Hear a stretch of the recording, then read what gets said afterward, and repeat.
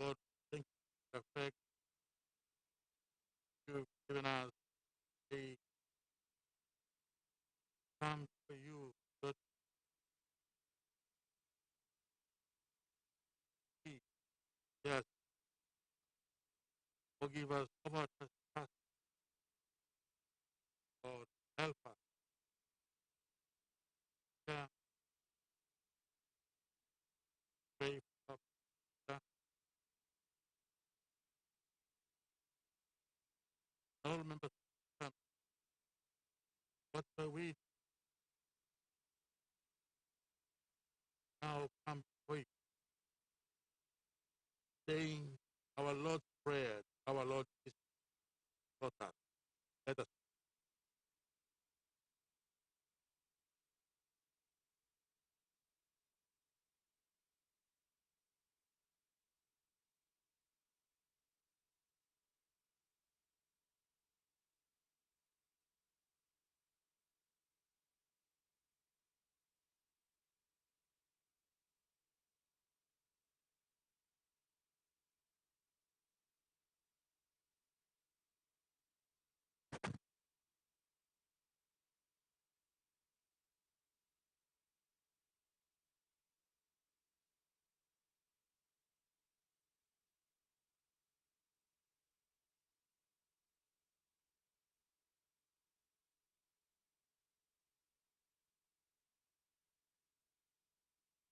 Honorable members, I wish to inform the Parliament of the death of Honorable Roy Biama, member for People by Monday, 12 December 2021.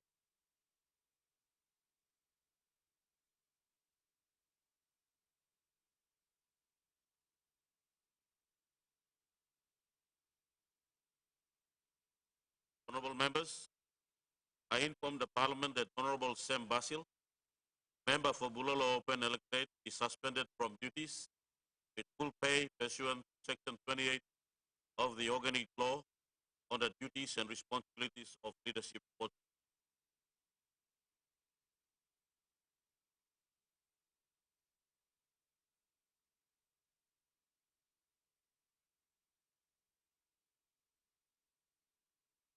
Leader of Government Business. Deputy Speaker, I ask for Parliament.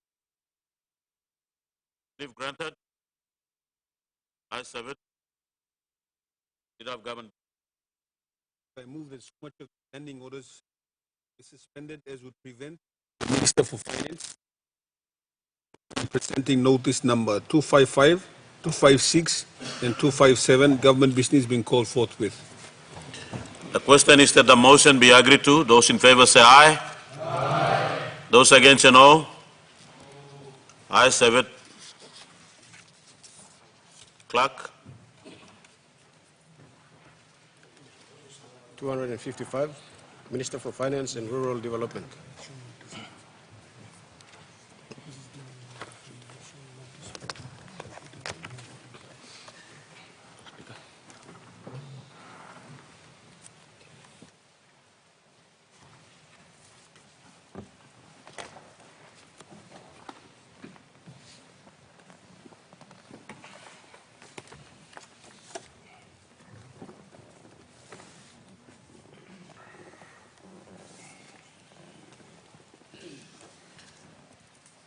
The Honourable Minister for Finance and Rural Development.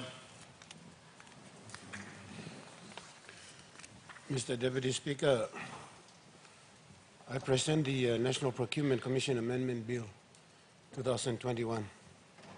Clerk.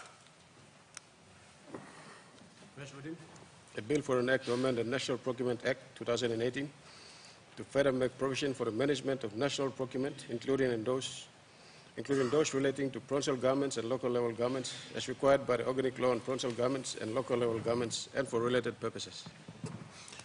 Minister for Finance and Rural Development.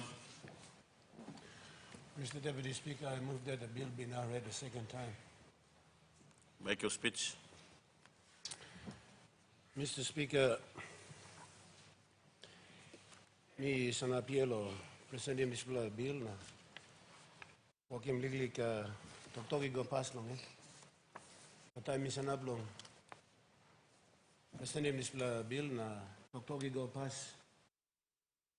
Mr. Deputy Speaker, one brother blue yumi na stop on the yumi. Na mi sana blue here one ten big plus sorry. I'm stop on the yumi apa state as well. Na I'm losing yumi long weekend. Na place where I'm serving down long end, Mr. Deputy Speaker. I'm not sitting down one the yumi today.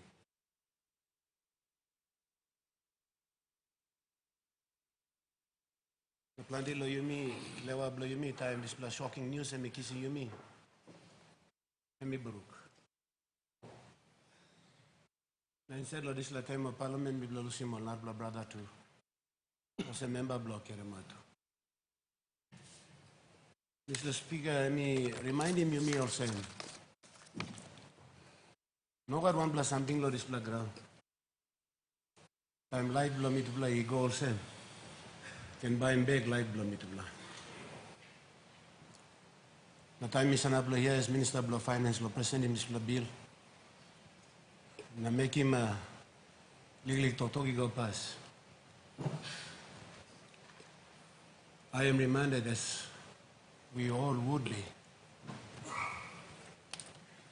that we are just mortal beings. And Mr. Deputy Speaker, Mr. Plenty of people blow me only tune in. Only RMB me life. Now, as I am speaking here today, we just like give him talk sorry. My condolences blow me, my family blow me, the people blow me, lo compia mambo, department blow me, lo finance, lo family blow brother and me gone, and me pray that God by give him strong blow all, this blow time. I'm only stop when them sorry. I think he challenge him you too, Deputy Speaker, and me. Now you all get time you think him or say you flower at all. The beauty of today I'm sorry fade away. I'm son, I'll get all something, he touch him man. Tomorrow the beauty is never there again. Life in me one kind of soul. The time lewa blo me and me pen, looking brother and me go. Me sabe that one blood time, me too, Bamigo. I see me sindano. This la chambers today.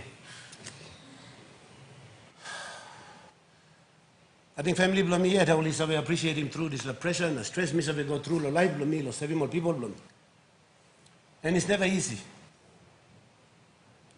Some time you become the parliament, must grassi sabe go white area. My head blow you me sabe go bull area. And me easy through lo condemning. But plenty of time. Appreciation, but plenty of good work, leaders believe me working with the country. You know, Savvy God looks long. Only time, one brother and me pass through all same. All get a good blood talk by come. Now, me Savvy that brother blow me, as he me all get a Savvy quiet as he was very, very focused. I know that he did a lot of good things for the people of Middle Fly.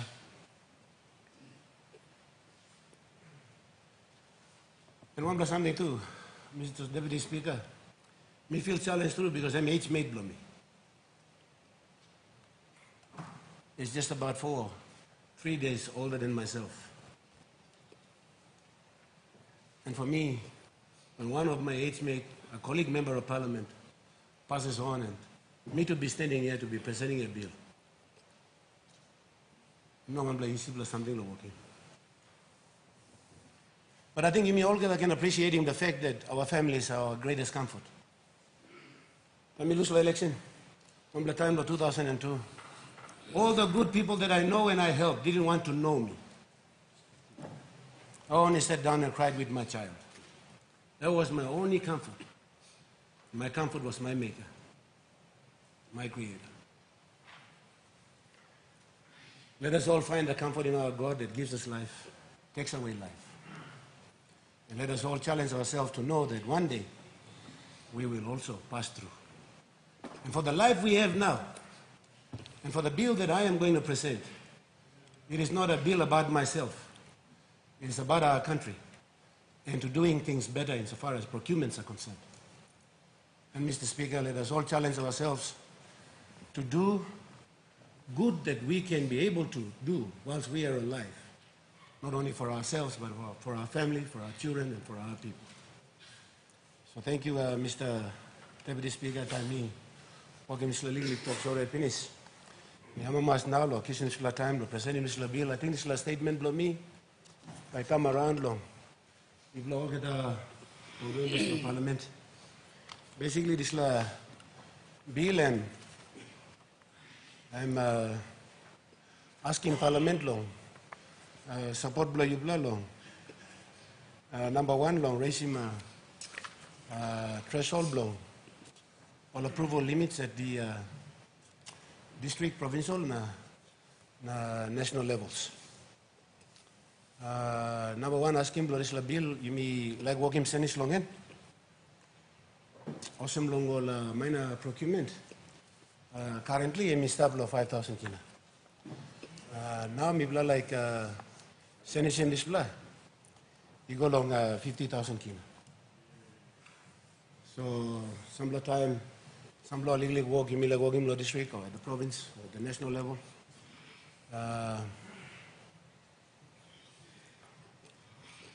No quotation long end, but some law where you make walking on the Bible quotations from 5,000 kina currently by going tablo 50,000 kina. Mr. Speaker, all this lesson is here. You may be working now here. And by law, help him, or remove him all some law bottleneck. But you know, not law rouse him to accountability, ethical use belong all public money. But by helping him, law making sure that not the all programs and projects below you by you can come up in belong all people below you or this country area. Mr. Speaker, currently threshold belong all minor contract agreement where you miss some triple quotation.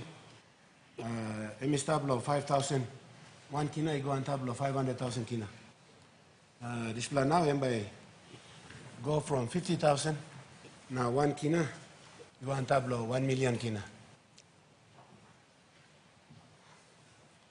All major procurement, you may all get a survey.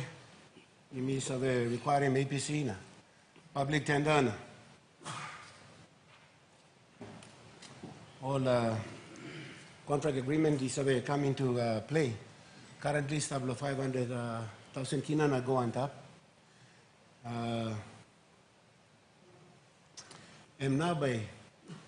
now time this bill you may working amendment by go on top 1 million kina. 1 million kina na by go on top also. All provincial committee or provincial board, you sit down long approving all project, you go through long tender finish. Currently now I'm stable 5 million kina. On them this amendments, and by go on tablo 10 million kina. Long one all districts. This limit now I'm stable 2.5 million kina long all provincial procurement committee long approving at 2.5 million kina by go on tablo 5 million kina.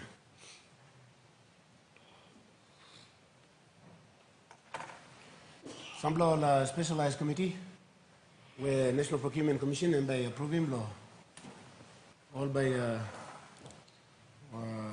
working tender and procurement long all, also all state authorities and agencies. Currently now I'm stable 1 million kina, and by go on tablo 5 million, but you know not winning 5 million kina. But threshold law level belong. National Tender Committee, and by stop yet law 10 million. Also, current na anything in me go on tablo 10 million, and by still go along National Executive Council. Mr. Deputy Speaker. Now, Mr. Deputy Speaker, this la limit belong all national, all citizens belong Papua New Guinea long any tender, procurement, contracts, projects, where we like banishing belong all nationals. I'm stop now, 10 million kina, bien ting ting, Prime Minister. and by now go on tablo 50 million kina.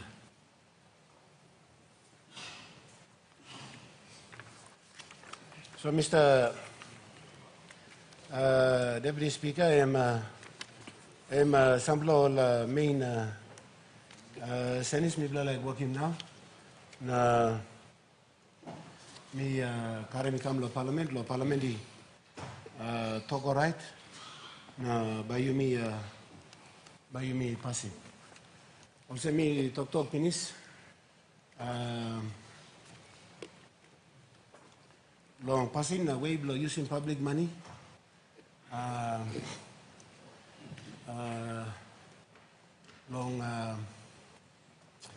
Long good way, long respecting public money, ethical use of public money, expenditure belonging. In no way by this bill and by guaranteeing giving permission long side long go long abuse him undermine him make him all kind passing about. This bill and me long help him, support him.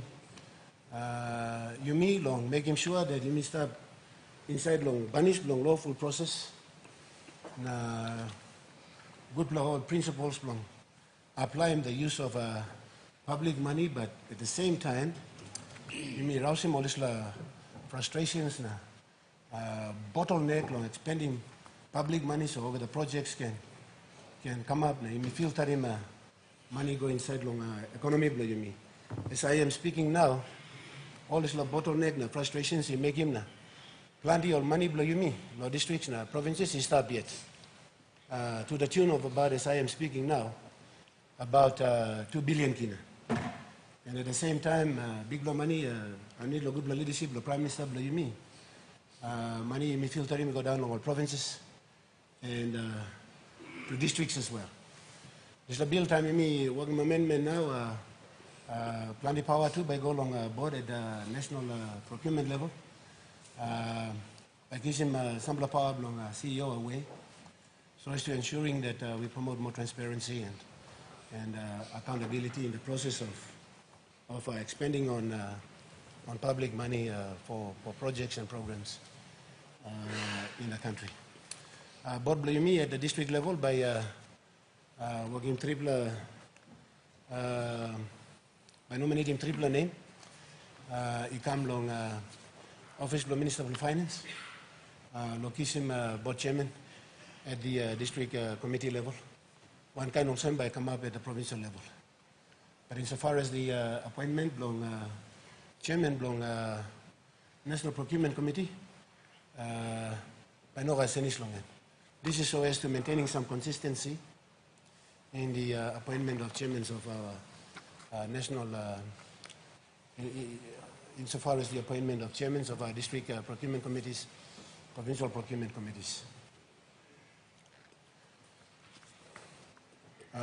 Otherwise, details belong all these amendments me carry me come me staff law legal statement belong me ask him meet belong chair Mr. Deputy Speaker long incorporate him na me too like talk also finance instruction behind him this amendment bill by come from my department in the best of layman's language so you can behind him go through na you can be able to lawfully process and progress with projects and programs at our district levels, provincial levels, and at the national level. Thank you, Mr. Deputy Speaker. Honourable Member for Abao. Thank you, Mr. Deputy Speaker. Thank you, Minister for Finance, for bringing these important amendments to this very, very important National Procurement Act. Mr. Speaker, given the limited time that we have been given to go through the amendment bill, I will speak on my observations as the Minister was presenting the bill. But before I do so, I join the Minister for Finance in passing our deepest condolences to the family of the late Honorable Roy Biama, member for Middle Fly. Such a young man, enormous potential, did a lot to the North Fly people, very, very focused, very dedicated, and very honest. So obviously the nation will lose him. The people of North Fly will miss him, and definitely the family. So we grieve with the family. Mr. Deputy Speaker, couple of observations. While I highly commend the Minister in reviewing the actual limits for the various committees, which I fully support. But my concern is the lack of the amendments to the processes, because I think the processes will still procrastinate the procurement process, which we are already feeling. And let me highlight, if I have read the amendments right, let me highlight those issues. First one, Mr. Deputy Speaker, is the appointment of the financial evaluation committees, which is section 11 of this particular amendment bill. And it does say in section 29, subsection 29, that the technical committee will be established for each procurement. I'm not too sure whether I'm reading it right, but for each procurement, a technical evaluation committee will be established, and that is clarified further in section 13, which is the composition of the TFEC. And then it is saying there A, B, C, D, E. Somebody from the appointed by public or statutory body on behalf of a procurement committee, a staff of the member of the commission, a lawyer appointed by the state solicitor, an accountant appointed by the Department of Health dealing with finance, such other persons appointed by the board. What a long process. So you have to wait for these statutory bodies to appoint this technical committee for them to advise the procurement committees, whether it's provincial or district in particular. So we are bringing in a very long-necked process. My understanding, Mr. Deputy Speaker, when we passed this National Procurement Act, was that the district procurement committees made up of the CEO, the finance manager, somebody representing the law justice system, somebody from the community, a women's rep. And I thought in that was people that normally advise us in the DDA. That my understanding was this committee makes sure that the requirements of the process are complied with before a submission comes to the District Development Authority. That was my understanding. And so this committee established a technical committee approved the procurement committee, they make the decision. Where does the DDA come in? And with the final approval authority, like 10 million goes to the National Procurement Commission, it must come to NEC before approval. So I'm missing it. Will they recommend to the DDA, and then DDA will make the final decision, and then that project will then be procured? And further, another delayed process which I read is in section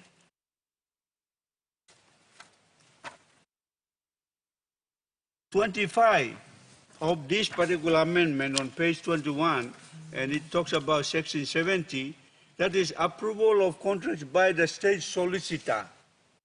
The state solicitor will be inundated by all these contracts.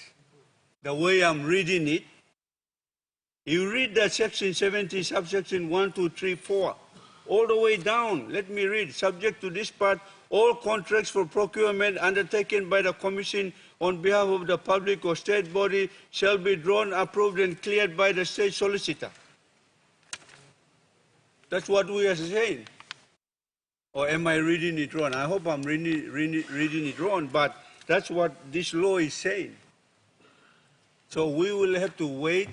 We'll come to Waigani, wait for the state soul to approve the contracts. 1 month will pass, 2 months will pass, rain will come, the contract time period finish, state solicitor by sign him, 4 months have gone. My goodness, is this what we're asking the parliament to approve? It's a very long process. We have approved and improved the ceilings, but the process is very, very bureaucratic. I thought the idea of this amendment was to make it move.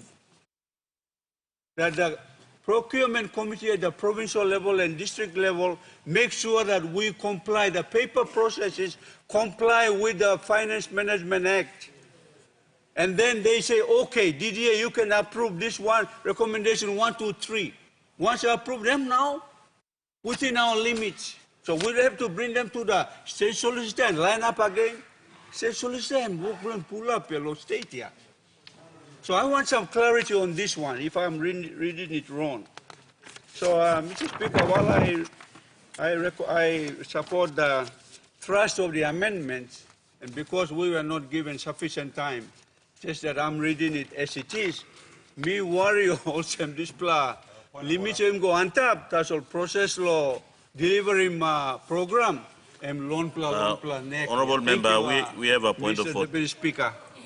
We have a point of order. Note the questions being asked by the member for Abao, being a third, fourth-term member. Standing orders, Mr. Speaker, Standing Order 200 in relation to the second reading states, for the purpose of this section, a bill shall be deemed to have been circulated during a meeting of Parliament when the clerk causes a copy to be placed on the desk of the office of every member, which is being done. It says, and the other, when the clerk causes a copy, it actually states that we are not to debate the details of the bill. We are to debate the merits and the principles of the bill. In this case, the member for Abao is actually raising specific clauses, right? Specific clauses within the bill. And that is Standing Order 200. So we bring it to your attention and the clerk can assist. Thank you. Honorable member, you continue on with your speech. Yeah. So it is out of order. Mr. Yes, Honorable member, Honorable Minister, your point of order is out of order. I will ask the member to continue on. He's debating the paper that is on the table, so thank you, I'll Mr. allow for you Speaker. to. You know, this is a place where we debate on laws here. We are legislators, so for Minister for Justice to make an intervention on point of order, I am really badly out of order here. And thank you for ruling. Not only out of order, but badly out of order.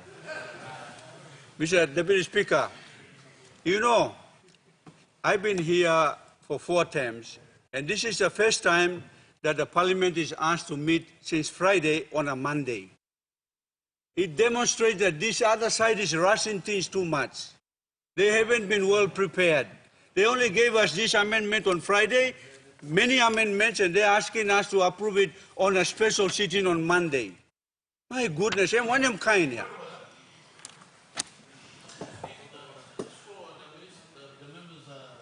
As well, this is not the first time we met. The court did ask us to meet the last time on a Monday. So just for your information. Thank you. It's also out of order. Mr. Speaker, the point I'm saying is the way that the government is using the floor to rush major legislations. This is a major legislation, the National Procurement Act. Rush him and give it to us on a Friday and call a special session on Monday. And then for us to debate fluently and intelligently on this very, very important instrument. Everything that makes the world go around is a Procurement Act. And so not allowed us enough time to go through and debate properly. We approve it in this sitting and we go for independence. And when I'm kind of rush here, let's go for the election and improve these things. This rush too much here. Even if we improve it, we're not going to do it. We're going for election in 6 months' time. That's the point. But I am worried about the processes that have been a bottleneck, which Minister acknowledged, but he never addressed those bottlenecks. And I've highlighted only 2 issues because I just went through since Friday and I saw those. But for the ceilings that have been elevated, it's okay.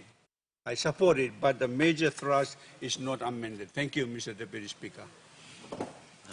Honorable Minister of Public Service. Thank you, Mr. Deputy Speaker.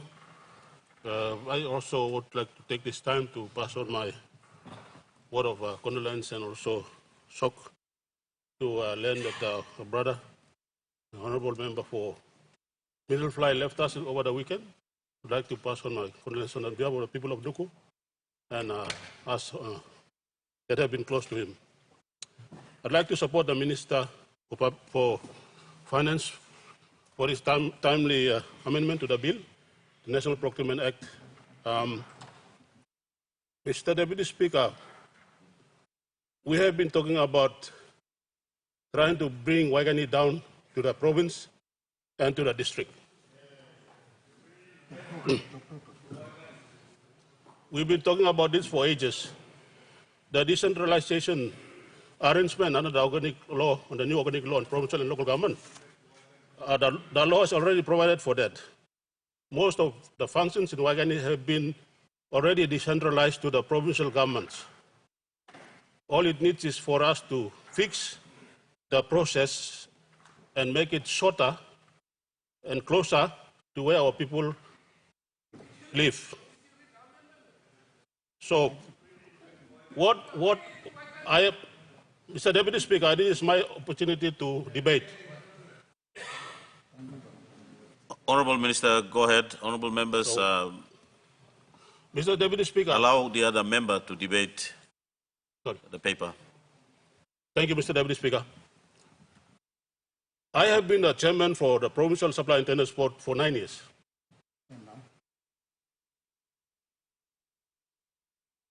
And if there are things that is not right, then we would have discussed it in the cabinet.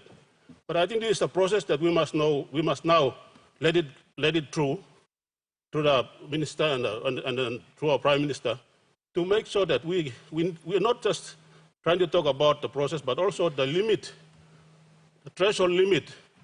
We're not supposed to be sticking to 1 million or 3 million Kenya. That has been always the traditional limit for the provincial supply and tenders board before the procurement or the PPC was established. And this limit has to go up because we are no longer living in the 70s or 80s. The budget has already gone up. We must make sure that we provide for this. And so I commend the minister to make sure that this amendment is provided for us to pass it.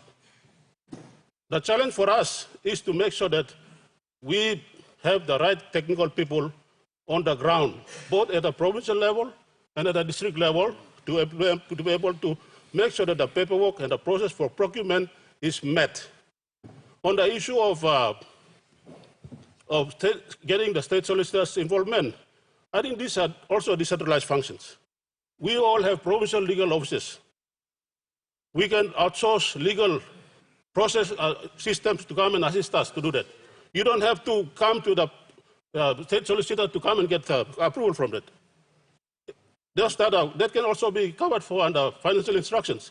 The minister has the power also to issue financial instructions to the Secretary for Finance to make those processes clear so that it can administer the procurement process.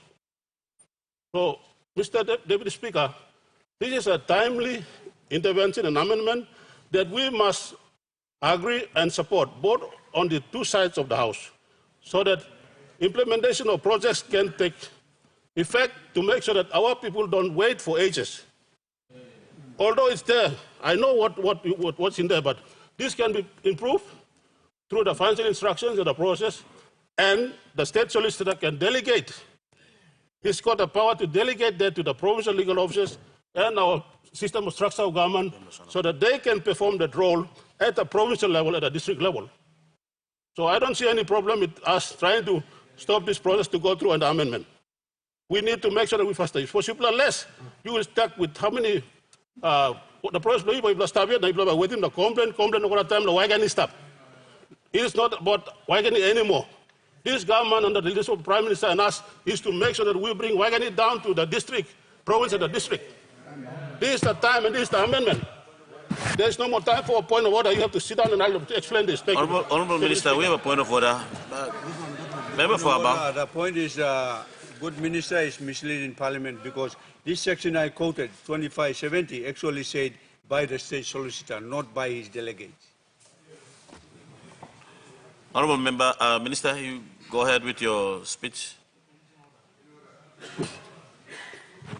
Mr. Deputy Speaker, like all the amendments and the laws, along the way you have a process that you can improve through the administrative process to make sure that that is cleared. These are government systems that will work to make sure that services are delivered to our people. We're not talking about strictly on the law. The law is there, but it can be improved and through the enabling and this legislation, at the same time through the procurement system. You can improve that, but the point is this, Mr. Deputy Speaker. The point is this. If we start talking about wagging it again, then we will not move any further. These are decentralized functions. They can be decentralized to the provincial governments. The provincial administrator is the chief accountable officer, and who can implement that at the level through the legal officer. Some of us are not using the provincial government. That's the problem. We need to use the provincial government that is there already. We have the administrative system that is in place to support the districts to function. So, Mr. Deputy Speaker, I fully support the amendment, and we will make sure we also, from my side as a public service minister, we provide the technical support in terms of providing the technical personnel at that level to restructure some of the provinces and districts to provide for it to support this kind of. If we need to have a legal officer at the district level or to allow for secondment or outsourcing, that can be provided for under the arrangement that we have in the Administrative and the Public Service Management Act. So, Mr. Deputy Speaker, I would like to support this amendment, and I'll commend the Minister for bringing it at this time. Thank you. I'll also take this time to wish everyone a happy independence for the 6th independence anniversary, and the people of Nuku. I would like to wish you all everywhere in Papua New Guinea. Thank you. Honourable members, before I ask you other members, I'll ask the Minister for Finance. Mr. Deputy Speaker, thank you. Sepuka, am I correct? At the national level, where state solicitors have come in long, clearing all contracts and by staff, one kind of sol, in absence. But go down long sub-nationals, law district, and long provinces. And now by district, now provinces. Also, I'm good Minister for Public Service and me talk. You may get all legal officers finished long provincial level. So what you looking at amendments good. And me plus senisim display. Senisim display. At the district level, you yet can outsource him legal guidance and advice law clearing all contracts. At the same time, at the provincial level. So those are the amendments that Mibla Karen Kamlo removing all bottlenecks Mibla Tok long in. But format law is contract, yeah. Format law contract and by state solicitor by establishing. Establishing law you mean long BNM at the district level and at the provincial level. But insofar as state clearances are concerned, and now by district and provinces, you may yet by outsourcing legal advice and legal guidance. We have a point of order. For Finance is not complying with the amendments that he himself is presenting. He's trying to make his own understanding and explanation. He doesn't actually say that. That's the point we are making. So please, make those amendments. Let's not rush this law. Honourable Member, your point of order is taken. I'll rule your point of order out of order. The Minister have explained what is in the paper, and I will leave it to the debate. And after this, there will be a vote on the paper. And if you will not agree on the paper, your vote will be counted. So I'll allow for the debate to continue. Governor for ECP. Mr. Speaker, first of all, let me pass my condolences on behalf of the people of Isipik to the family of the late Honorable Roy Biama and the people of Middle Fly for this very sad loss. Mr. Speaker, Mipla lo provinsi bin raising some issues lo displa procurement bill, and if I may, I want to commend the minister because the changes that we sought are actually in the bill, Mr. Speaker. Unfortunately, I think because there were so many changes being made that you have to actually read through to find out where the changes we were after could be found. And I note the concerns of the good member for Abau, Honorable Dr. Pukatemu. And if I may, and Dr. Pukatemu, this was the issue that ECP provincial government had a problem with.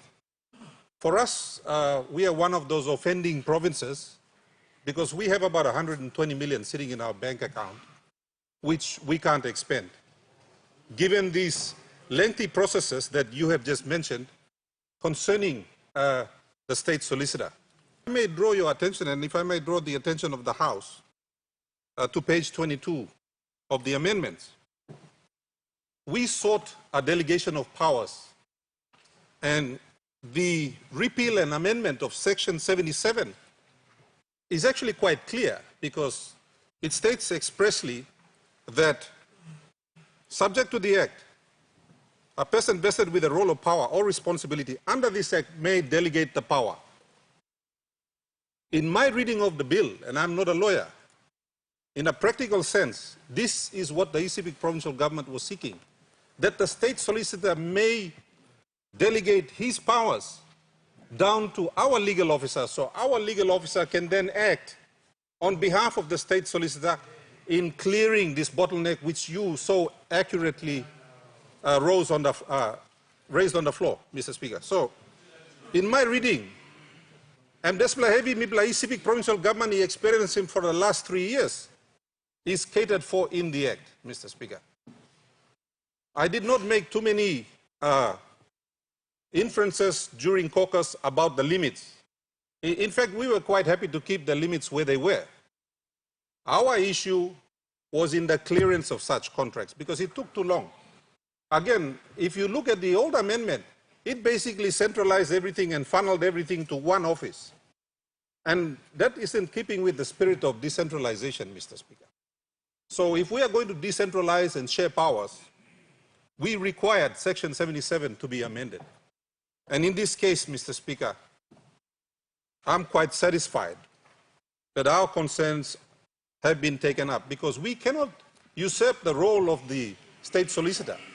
He should be able to delegate his powers and then continue to have the powers to withdraw them if there is evidence of abuse. And so I think Section 77 deals with that matter. And as a result, Mr. Speaker, I will support the bill. And I commend the bill to the House and thank the Minister. Minister for National Planning. Deputy Speaker, me like Rice lo give him support Blumeless bill. I commend the good work done by Minister of Finance. Given the expectation of government, we've been hit by COVID-19 times. Governor Blong, ECP Tokpinis, funds are there in the account. The issue is the process of procurement. That is the issue. Now, Mr. Speaker, in my limited understanding of law, when every legislation or amendment comes to the floor, it's better to understand the intention of the bill, not the legalistic, not the finer details, the intention of the bill. What is the bill or amendment trying to rectify? Mr. Deputy Speaker, MRM, Member Blong, talk about, and saying that as government, we're trying to bulldoze a very piece of important legislation. Mr. Speaker, me just sit on the meeting in. We could have said that in 2011 when we were called to Parliament. Parliament was called to Parliament to make bills every day to keep an illegitimate government in force. Huh? This law we are passing is to correct the process, the system. What does it save to government to pass this law now? Does it benefit government? No. It benefits both sides. For us to raise the threshold of procurement, for us to try to change and this is not the end product, Mr. Deputy Speaker. No legislation is the end product. It's a process. Ongoing amendments will still be made in the future. And for him to say that government is bulldozing amendment or legislation for its own purpose, Mr. Speaker, I'm got short memory here. He was here some 10 years on the floor trying to make a bill, a law to save a government to protect one individual in power. We are not trying to pass a legislation like that. When you make comments or senior leaders, be mindful of, you can sit there one day, you sit on the other side one day. Be mindful of your comments and our convictions. Sometimes we say things because it suits us, because we're sitting on the other side. One day you are here, one day we will be on the other side, who knows? So, Mr. Speaker, just to contextualize what the presentation of the intention of the bill is, one, is to correct the procedure in how we are amending and try to procure in our district level, in what we are trying to do, the threshold levels that we've been complaining. While he was in cabinet, we talked about, can we raise the threshold?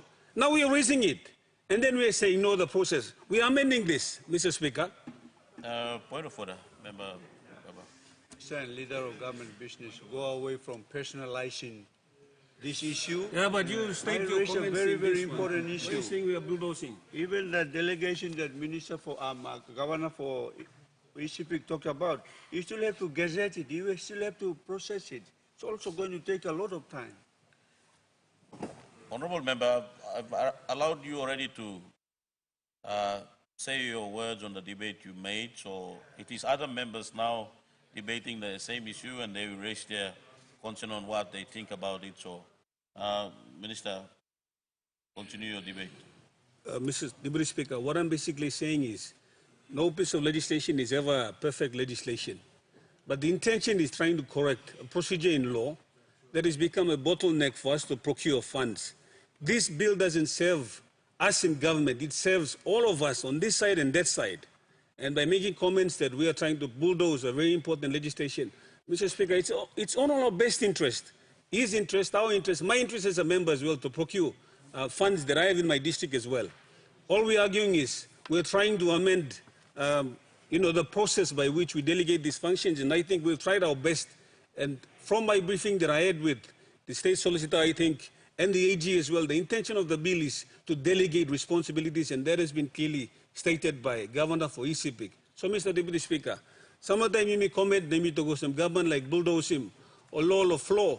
No go to man many things was him law like protect him government. So me like talk out of some no god. Law threatening process. How you use money, yeah. So it must be made in that context. We are not pushing for an amendment that serves us in government. It's simply an amendment to correct the procedure by which we use public funding. So, Deputy Speaker, me commend him, Mr. Law, let me commend him, Finance Minister, and I hope we can support this. So, you may go to a place, you may really spending money, because you may go 4 plamun spending Mr. money before you may go to election. Thank you, Deputy Speaker. Honorable Member for Lay.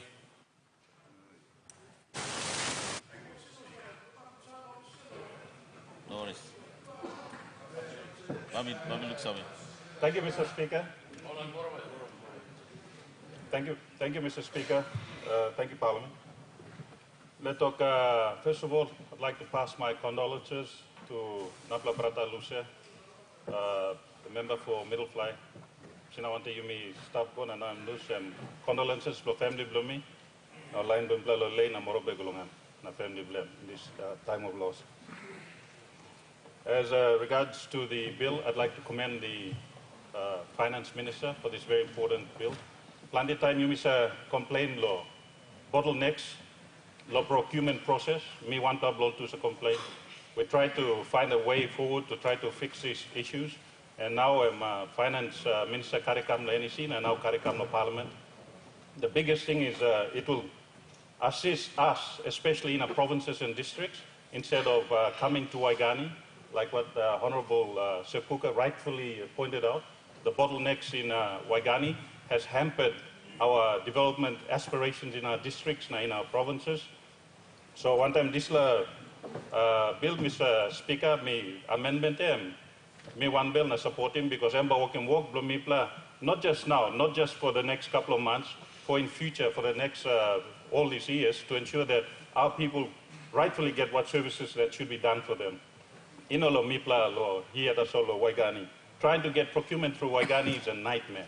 It is a big problem. So time me now working go sem amend him cap lo this whole bill making certain, but at the same time making certain that it's transparent. And something in one go past straight law. Look at him all services, all people blaming. With that, I would like to commend the Finance Minister for this again. Thank you very much. The Honourable Member for Electoral. Deputy Speaker, and I too rise in the first instance on behalf of my people of Electoral to pass our sincere and heartfelt condolences to the family, the district, and indeed Western Province in general and the country as well on the passing of a senior Member of Parliament. He was actually a fourth-term Member of Parliament.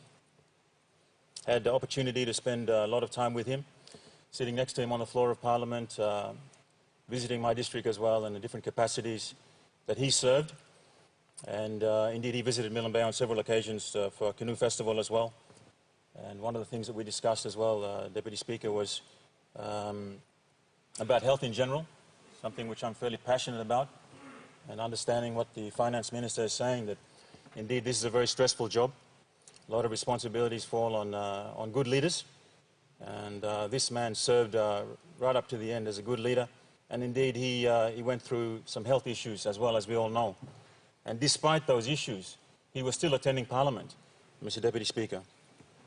I looked across from the floor here on Friday and limping out, and knowing that he had recently had an amputation, the issues he was suffering, we feel the pain of his people and his family and offer our sincere condolences. At the same time, we ask leaders to think about your health somewhat and ensure that you are managing the stress and your diet and exercise and everything else, Mr. Deputy Speaker, because you're very important to your families, obviously, and indeed to your district. So a good man has passed on, and we'll go through the usual process to give him that due respect from this Parliament. Mr. Deputy Speaker, this is a good amendment to the Procurement Act, and I stand to commend the Finance Minister and the Executive Government for bringing some of these changes, which brings clarity to the composition of the boards. It brings clarity to the levels of authority in terms of procurement. It gives us that little bit of space as far as the 50,000 increase to $1 million. It simplifies that process. It increases the district authority procurement levels up to 5 million kina, and of course the provincial levels up to 10 million kina. It also clarifies the people who are on those respective boards, which is good. It clarifies the role of the CEO, which is really good. And in general, it's important because it adds to that process of clarifying those processes while at the same time not removing accountability as we continue to give more and more resources in the spirit of decentralization and delegation to provinces and districts and local level governments.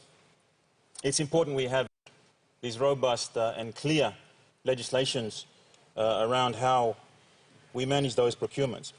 At the same time, Mr. Deputy Speaker, this is a parliament. It has a role and a function, an oversight function, and it is only right and proper that issues in legislation are pointed out and debated thoroughly. That's what Parliament is here for. We're not here just to be berated by executive government and have matters forced through. We are also speaking in the interest of the country and in the interest of functionality, and if there appears to be issues that may impede the spirit and intent, as Planning Minister is talking about, these should be highlighted and debated and explained. That's what Parliament is here for. That's partly what an opposition is here for, to give that oversight, and it is simply a matter for executive government to explain those procedures. I think the issue about the State Solicitor has been explained. I think the ability for the State Solicitor to delegate the functions, which is naturally what he should do. It is completely impractical to have every procurement referred to the State Solicitor. Nothing would happen in this country. We would all just forget about it because he will simply be inundated with paperwork and nothing will happen. Naturally, he will have to access that provision that allows him to delegate that function down to the lower levels. But the other question that Sapuka raised, which I'm also concerned about, is the composition of those technical financial evaluation committee. Again, if you look simply back at the members of that board and the simple understanding and reading of the Act, is that provision will also apply to the provincial government and the districts as well. And again, on the face of it, through the good minister, it would seem impractical that such committees have to be appointed every time and comprised of people from a national level. That would seem to go against the spirit and intent of the legislation to decentralize and delegate and facilitate procurement. So I don't see anything wrong with this legislation. I support it. It just needs that clarity that I'm sure the minister can give it to us, and we can support this bill and get on with business. Naturally, one can have all the procurement procedures in the world, but without funding, it is not much use. So we still need some support in terms of the funding against that, and you know those issues. I'll leave them to you to consider in relation to DSIP and PSIP and whatnot. Otherwise, thank you, Minister, for bringing this legislation. If you can clarify that, we would appreciate that and support the bill. And otherwise, a happy independence to each and every one of us here on the floor and to our good people throughout the country. Thank you. The Honourable Prime Minister. All right. Thank you, Mr. Speaker. I note some of our leaders who want to speak on these issues.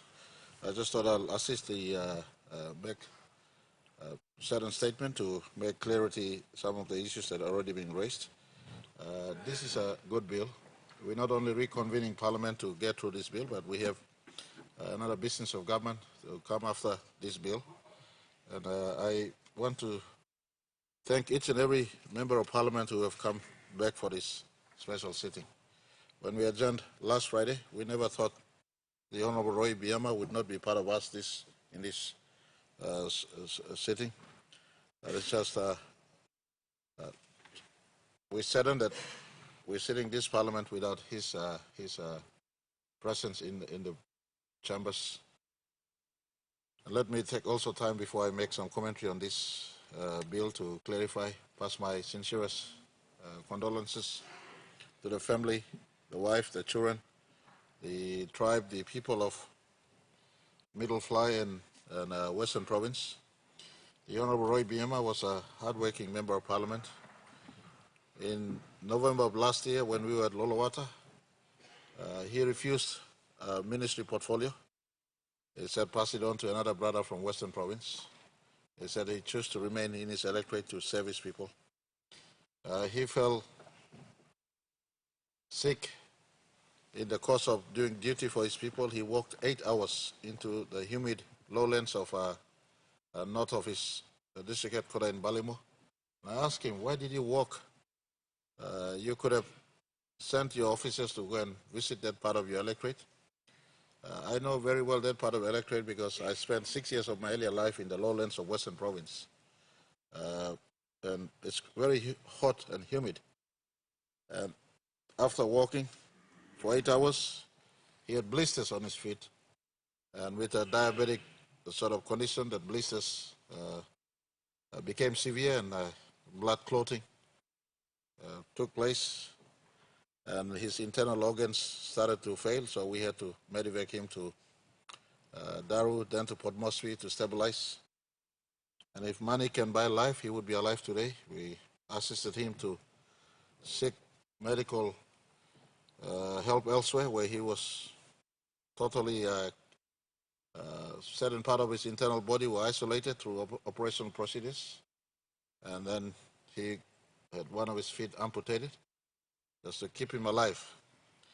But God plans our procreation and existence, and God knows exactly when we will live. And his was the last weekend when he breathed his last breath, and we like to sincerely say our condolences, myself on behalf of my immediate people of Taripori, but on behalf of our country, offer our sincerest condolences to the family. And I invite all members of Parliament on both sides, keep a lookout for his funeral programs. He's a senior member of Parliament, 4 terms, I beg your pardon, and he has passed on. We remember him this time. Coming back to the issue that we are debating in as far as this bill is concerned, the intention is simple. I take responsibility for the National Procurement Act as it is today that we are trying to amend. in the last government in which I was privileged to have served. We brought this bill into an act of parliament to assist procurement at all levels. Our economy has expanded from what it was when the 1995 Public Finance Management Act came into place. Our economy has increased, and there are disbursements taking place at all levels. Disbursements at national level, disbursements at the provincial level, disbursements at the district level, as well as certain special procurements that need to take place from time to time when government needs to delegate procurement to special procurement committees. So the separate Procurement Act was promulgated in 2018, if I'm not wrong, or 20, yeah, thereabouts, to address the increased scope of procurement. But as we start to operationalize this act, we realize the impediments that was put in place, and the member for Abao correctly did point to one of such impediment where instead of the intention to devolve powers to the districts and provinces, some elements in the existing act that we're trying to amend re-centralize powers again back to Wegani, especially the section that he alluded to in which the central state solicitor was able to now be going through all the procurement in our country. And so the intention, Sepuka, whilst you've noted the section 25 that is repealing section 70, you must also see it not in isolation but together with section 77. They run together. Not just the state solicitor, but even the section 32 officers of public finance management. The section 32 belongs to the finance secretary, but his delegates at different layers. He delegates section 32 to different layers of authority, the provincial treasury or the district treasury. Likewise, the state solicitor always delegates. He delegates. If I point to page 11 or page 10 and page 11 of this, you would see, for instance, the composition of the district procurement team. If you look at page 12, it says the district chief executive officer of the district, the district finance manager, a person appointed to represent the interests of justice and law and order in the district or his delegate, and a person appointed in the interest of community, and a person, and he as and subject to the section, a person appointed to represent the interests of women. So different compositions about the clarity, as the honourable member for Alatau has did indicate, that clarity is now expressly given. And as we go about to this one, if there is some impediment in the procedure, and I note the point by member for Alatau, the law is okay, but just the procedure aspect. We might be, the intention is there, but we might be stifling it again with so many referral back to Waigani. Far from it, we're just trying to devolve powers to the districts and the provinces and get procurement moving. But at the same time, may I inform this House, we've never compromised the integrity of the entire process. Penalty remains quite high in the Procurement Act for those who are custody of devolved functions, a district or province or the special tender boards. If you found to misapply this law, or if you practice corruption, for instance, then offense is clearly also maintained in section 28 of this bill that is before us for us to amend. And the offense still maintained is now, in fact, for our people who might be thinking we are amending law to suit to the benefit of districts or province, penalty remains very high. In fact, one of the highest penalty in all our public laws. And as far as those who breach an element of this law, it remains not exceeding 2 million or an imprisonment of a period not exceeding 15 years. So penalty is very high. We're dealing with public funds. Our procurement scope has increased whilst we need to expeditiously procure. And we're trying to clarify different procurements. The state solicitor in this context will now devolve power to a district, a lawyer at a district, or a lawyer at a province. So we don't all come back to Waigani all the time for its approval. There's a presence of a legal person in the district procurement. There's a presence of a legal person at the provincial procurement. So you handle procurement at that level. I would like to also say something for the first time. Clearly, we're not centralizing power, you could see now. And I'd like to point to governors, Mr. Speaker. I've served 2 governments and I've been around some governments before. There's never been a time in which Wagani thought of empowering provinces. The last time provinces saw an increase in ceiling was from 3 million to 5 million kina under an amendment we made or an insertion in a provision in the National Procurement Act. Here today now, provincial governments, your level of procurement is increased to 10 million kina. No longer will you come back to the National Procurement Commission for procurements up to 10 million. We feel that is at your ceiling. You could procure at that level. So I'm satisfied with this one. We're empowering provinces, empowering districts, but at the same time, we're maintaining the accountability mechanisms in place and a penalty so that there is no abuse when we're dealing with public funds and procurement for goods and services. Something also very close to my heart and close to the heart of our generation of leaders who believe in taking back PNG and sitting in the control of our resources. We now increase our threshold from local business participation from just 30 million kina to at 50 million kina, and it's given at section 48 of these amendments. So the intention is good. This is not 10 commandment. As we work it through, we'll be sitting back in October and November. If there are other areas we need to improve on, as the leader of government business pointed, there was a notorious period in our nation's history about 10 years ago when we tried to pass laws after laws to preserve an illegal government. This is not passing law to preserve an illegal government. This is passing law to make our system of procurement better, clearer for all of us to enjoy in terms of procurement. And I note a passing remark by one of our opposition spokesmen in terms of the distribution of DSIP and PSIP. I give fullest assurance we will catch up, and availability of funding allocation in this year is 10 million kina. I know you're lacking behind. This morning at our own government caucus, there was a member in our government ranks who said his district, and I'll hold back his district's name with great respect to him, but the few on our side also are still lacking behind. Around this time, we want all districts to be and provinces to be at 6 million kina in as far as PSIP or DSIP is concerned. I give full assurance to members on the opposite side as you go back to be with our people on the 46th anniversary. We rest assured we're not vindictive, we're not subjective to politics. We'll try to be fair on everyone. I give you assurance at this time that we will catch up on all our DSIPs. Thank you very much, Mr. Speaker. The question is that the question be put. Those in favor say aye. Aye. Those against say no. Ayes have it. The question is that the bill now read the second time. Those in favor say aye. Aye. Those against say no. Clerk. Second reading. A bill for an act to amend the National Procurement Act 2018 to further make provision for the management of national procurement, including those relating to provincial governments and local level governments, as required by the organic law on provincial governments and local level governments, and for related purposes. Honourable members, I have to announce that I have received a message from His Excellency, the Governor-General, dated 10 September 2021, recommending the expenditure of public money in accordance with Section 210 of the Constitution, insofar as the bill related to and provides for such expenditure. Mr. Minister.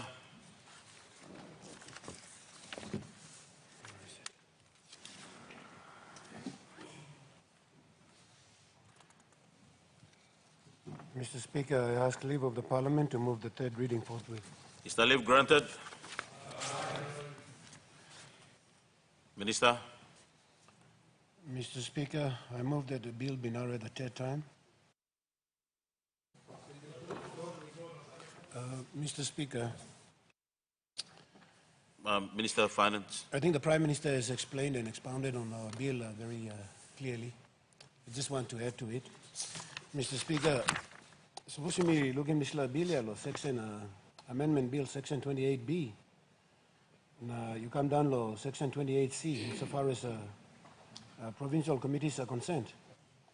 It is the provincial committee of the board that will exercise its powers and performance of the functions and by establishing the Technical Finance Evaluating Committee. And that is from within the expertise available in the province. The same, the technical evaluating committee belong district level here, and this la district committee by appointing. So, not long, national procurement committee by come down, working this law work. This is now cascaded and decentralized.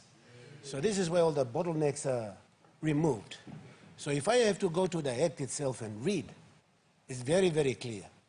I'm told the Provincial Committee of the Board, in the exercise of its powers and performance of its functions, shall establish a TFEC for each procurement that include but not be limited to persons with specialized knowledge and expertise in law, finance, and procurement to assist the Provincial Committee of the Board in its consideration of bids received, and shall not in any way interfere or influence the decision of the Technical Finance Evaluating Committee.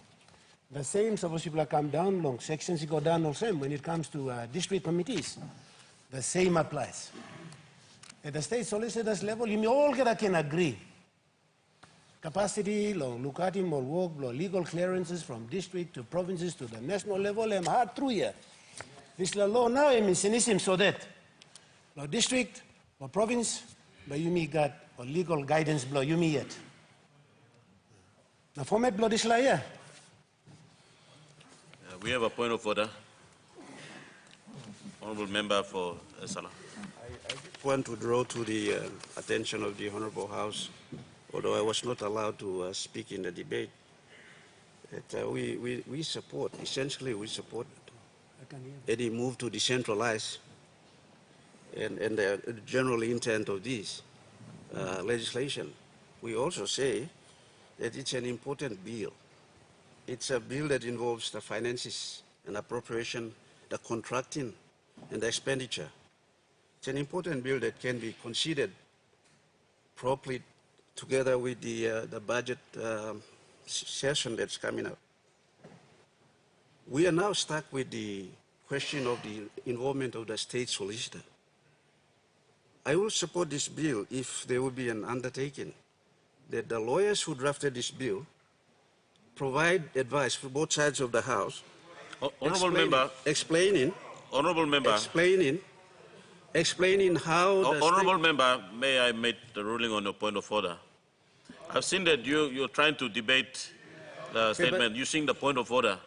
If you want to debate that issue, I can allow you to debate after the Minister makes his statement, because I've seen you are putting a point of order in more detail, like you are trying to debate the issue. So. It's in the spirit of getting this legislation passed, Mr. Speaker. Yeah. Thank you. Minister.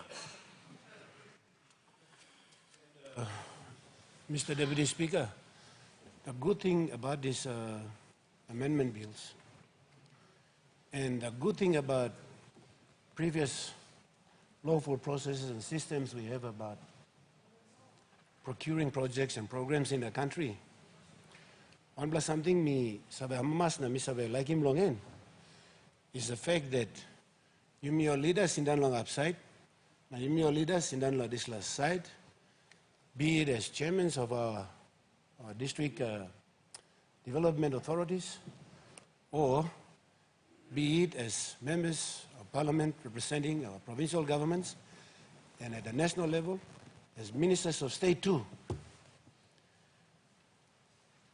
Me, I'm a must because me yet, me no got power or sign him account. Lo district treasury belong. This small work belong or public servant. Me, I'm a must law this bill na previous all procurements me plus go through here. Plenty of time. Way me plus talk na. Working law here, me plus yet like down law tenders board. Me plus yet like down law. All evaluating committees. And then me play yet like Sindana, working decision law. One all contractors me play favor him long enya by kissing all work. This law amendment there, it does not bring you or me or any one of us leaders into these systems where me play decentralizing me go down. Honourable Minister, we have another point of order from Governor. Governors. Give him legal advice. because Totokia, lo mipla lo province, but what about at the national level? This is an amendment, yeah, and law as it is. Let me give him one of you. It's a double standard. At the national level, NPC make recommendation to the NEC. Now, along the provincial level, the amendment and what is we are going to pass now, and by you may give him all the work equal of public servants. They assess, they decide, and they implement. So minister is misleading us. And me by Speaker, you should give me a chance so that after I'm to talk, me and a member of lawyers, maybe people I can talk to. I'm like to talk to lawyers, so people are lawyers too, yeah, people I can explain. Honorable Governor, I think you have already made your statement, so it will be on my discretion whether to ask you to debate or not. I'll allow the minister to.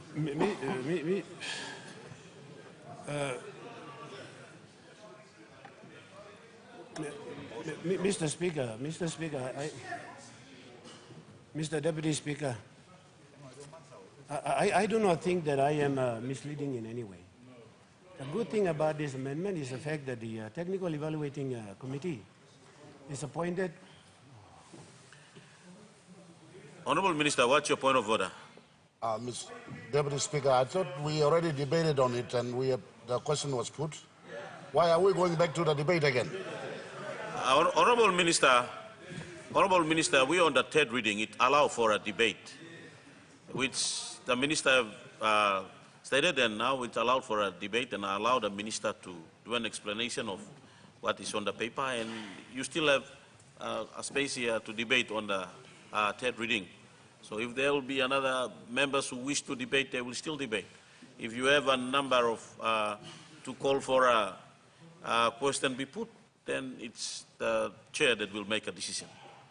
So I'll allow the minister to complete his statement, and then whoever members who would like to debate, the third reading allows for a debate. Thank you. Mr. Deputy Speaker, me am mas through also all this la all ting na talk come up, so you me clear good. This la bill me circulate him law Friday yet. Na all amendments he come here, all amendments he line long upside, na lo this la side me walk lo cry long it. Na lo rausim all this all bottlenecks, and it's very, very clear. Insofar as bottlenecks are being removed, it does not mean in any way that you as leaders on that side of the House and we as leaders on this side of the House are putting ourselves into any situations of disrepute. All we are doing is decentralizing and improving by maintaining the integrity of accountability and ethical use of public funds insofar as public expenditures are concerned, for that matter.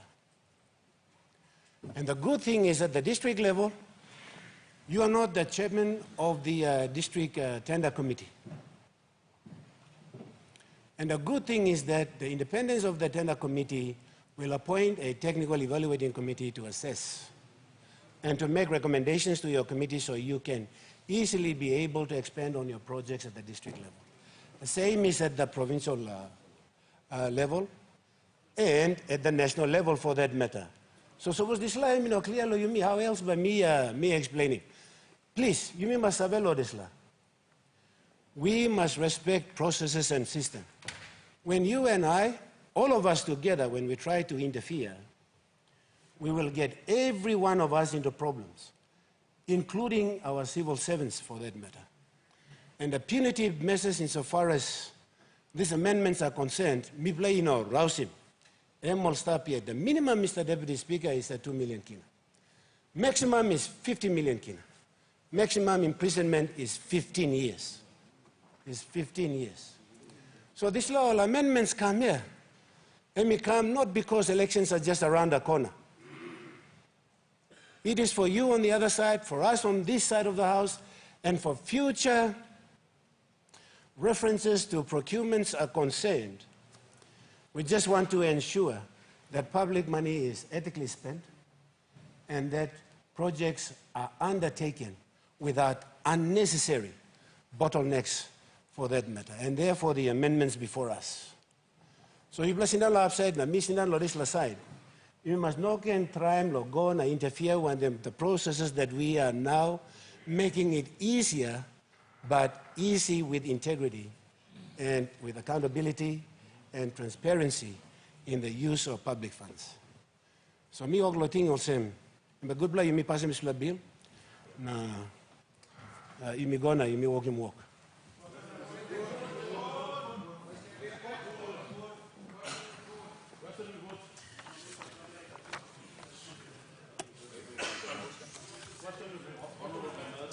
Honorable members, I heard from the floor shouting on the question be put. I'll use my discretion as I've already assured the member for Esala to ask him to debate, so I'll ask him to continue the debate, and it's to the House after his debate. I greatly appreciate the Speaker's exercise of discretion. And that is because the legislation before us is important. This is one of those legislations that we had to pass as a nation. It came in a time when we were under some obligation to pass the ICAC bill. This was a legislation that was necessary also for our government to respond to the international standards and challenges that we're facing in our contracting culture, and how we were expanding public finances, and the lack of transparency and accountability, so it seems at the time. So it is important that both sides of the House are allowed the opportunity to express themselves, and that's why I'm grateful. And it is unfair in my view when you start to try to belittle senior members like the member for Abao on Standing Order 200. When you read the Standing Order 200, it says that a minimum of 14 days is required if notice of legislation is to be posted. But it wasn't posted because we're coming back from a prolonged adjournments, Mr. Speaker. Adjournments that were orchestrated politically for convenience. So let me say it is fair. It is fair that we should be allowed to debate. And we are debating, not because we are against. Honorable member, we have a point of order. Governor for Isipik, what's your point of order? Mr. Speaker, I want to point out to my good brother, the member for Esala, and the former AG. When I sat on that side of the House, I complained several times, and you can see on the Hansard, where we were given bills on the same day and expected to read them and pass them on the same day. So if he wants to debate the issue of fairness, Mr. Speaker, me got big experience lo desla, Deputy Speaker.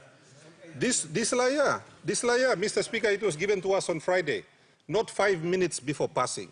So I want to say that you plus starting longemia, and now only giving you plus sample a day, please. I think you must talk out, na talk straight, na talk. Thank you, legally, at least we had some time to read it. Thank you, Mr. Governor, Speaker. thank you for your concern, but I'll rule your point of order out of order. I'll ask the member to continue. Thank you, Mr. Speaker. I am not complaining. I am just saying that you are trying to use Standing Orders 200 to shut debate when it ought to be allowed. We've been given over the last 3 days to look through this. And some of us have taken the trouble to do it. And I can say that if Section 13 or 14 was interfered with, I would be raising a very serious objection here. Because that's the governance clause.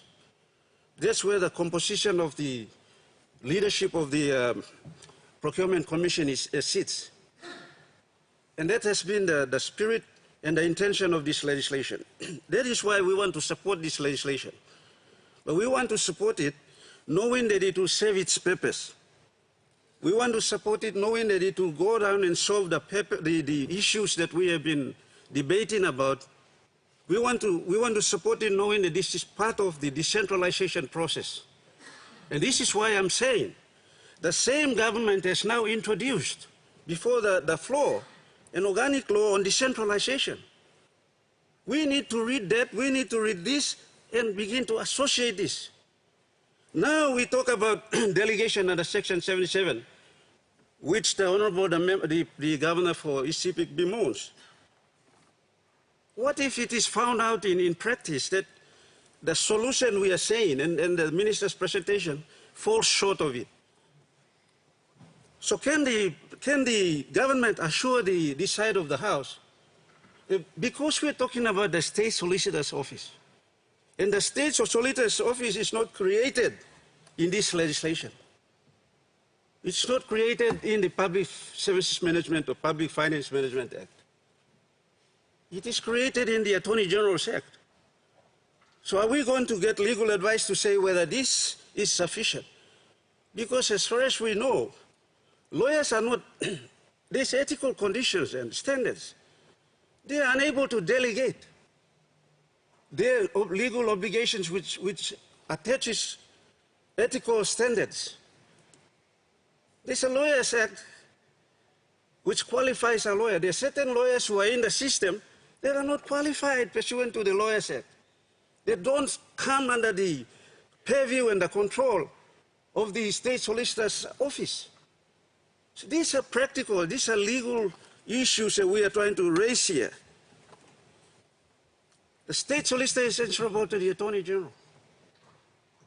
In order for this whole process of delegation to take place, those are the issues that need to be cleared out. I hear clearly what is being expressed here, and we are giving our support. Honourable Member, we have a point of order. Mr. Speaker, if the former Attorney General bothered to read the provision, it actually states there, a lawyer that has been admitted to practice. It's in there.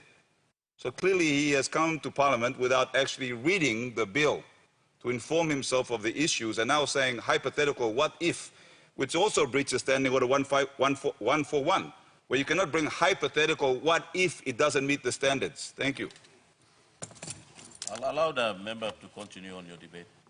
The legislation is specific.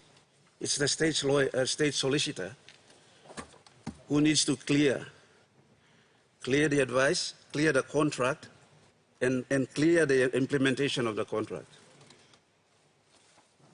And the State Solicitor's Office is not created in this legislation. That's my point. I would like to see this legislation work. I see a choice here given to districts. Districts like my district, where even though we pass this legislation, we will still not have capacity. We have a choice to go to the Provincial Procurement Commission, because we know that in the provinces, especially in Milne, our officials are working professionally. This legislation must not forget that we must have a choice to prefer to go to the Provincial Procurement Commission if the circumstances warrant. But my last point, apart from raising the point that something might happen with the question of delegation of the State Solicitor's Office, which you need to assure us you will do, as the Governor for NCD was pointing out, why is it wrong for the committee at the district level to recommend or to inform the district development authority of its decision for the approval? Why is it unfair, or why is it wrong? Because we are all sitting here thinking that, as the leaders of government side are saying, we have money to spend, but we can't spend it. You might be pleasantly surprised that in the end, the system will bypass you. But we fully appreciate that it's not our role as leaders to sit in the procurement process. That is the entire spirit of this legislation, to depoliticize the process. So why is it, my question, Mr. Speaker, why is it that we are going to support this bill, open members, and then in the end, we will not have any say after the decisions are made?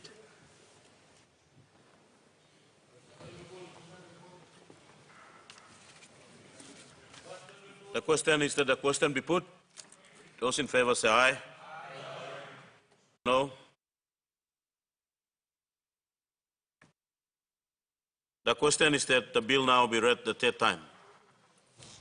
In accordance with constitutional requirement, this bill must be passed by an absolute majority of 56 members. Clerk, please ring the bell.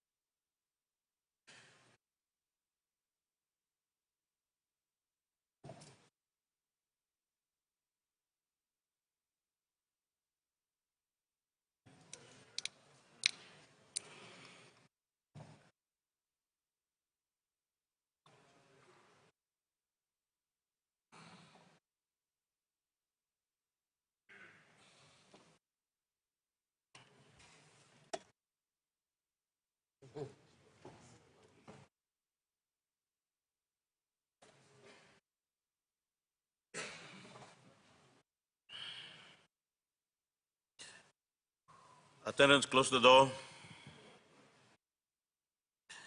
The bill is now, the question is that the bill now be read the third time.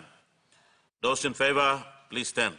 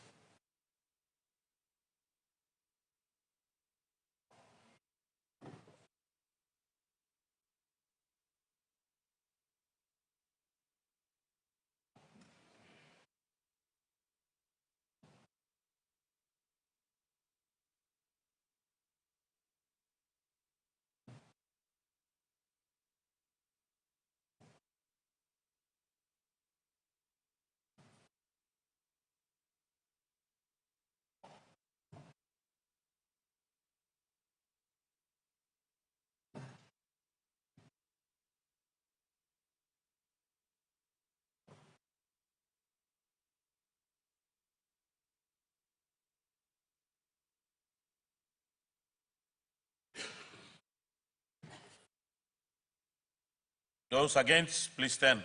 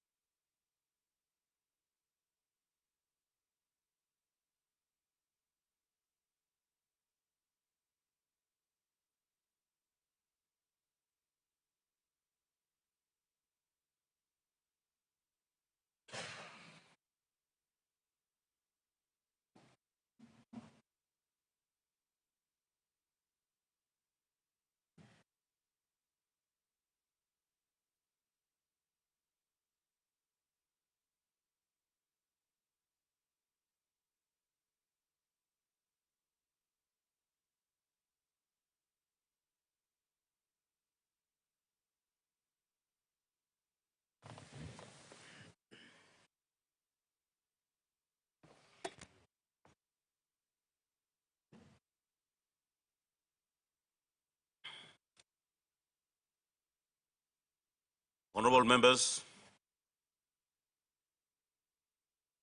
those who support the bill, 86, and noes, 7. Honorable Minister, you have the support. Clerk. Third reading.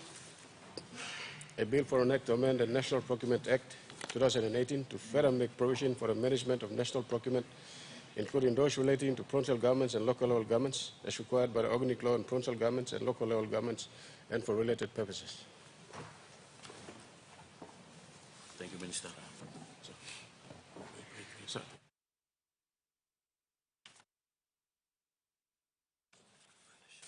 Clerk. Notice number 256, Minister for Finance and Rural Development. Minister of Finance. Mr. Speaker, I present the Public Service Finance Management Amendment Bill 2021. Make your speech. Sorry, Clerk. First reading, a bill for an act to amend the Public Finances Management Act 1995 to further manage the financing of national procurement, including those relating to provincial governments and local level governments, as required by the organic law on provincial governments and local level governments, and to further allow for the management of public finances and for related purposes. Minister of Finance. Mr. Speaker, these are just consequential amendments to the main amendments we approved in Peninsula. So I commend the bill to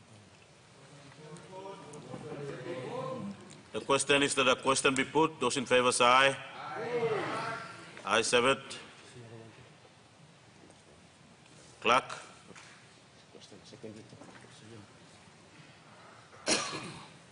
The question is that the bill now be read the second time. Those in favor say aye. Aye. Those against say no. Ayes have it. Clerk. Second reading.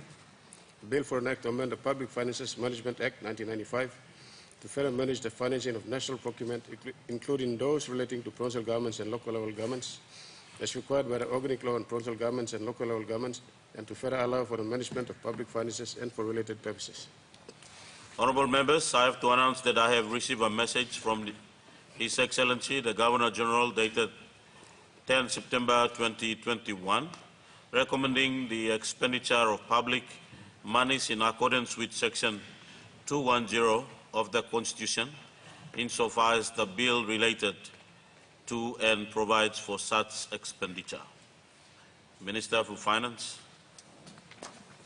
Mr. Speaker, I ask leave of the Parliament to move the third reading forthwith. The question is that the question be put. Those in favor say aye. Honourable members, my apology. Is the leave granted?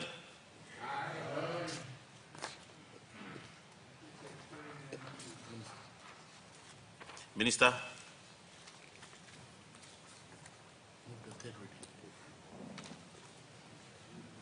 Mr. Speaker, I move that the bill be now read a third time. The question is that the question be put. Those in favor say aye.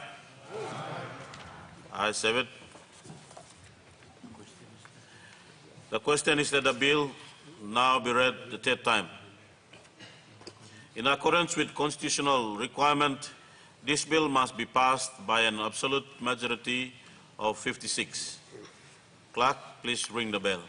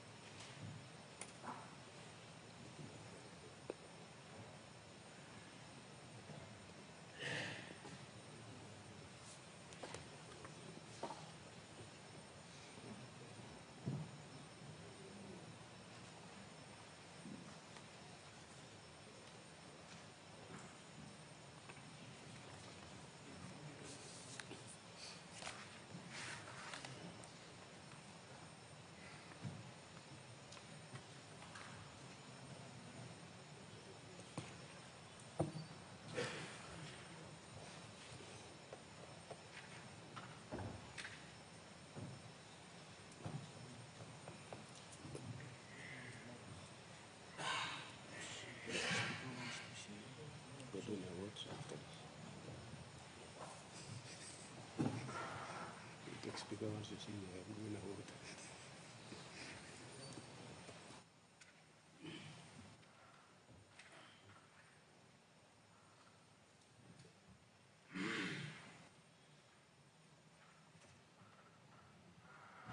Attendants, close the door.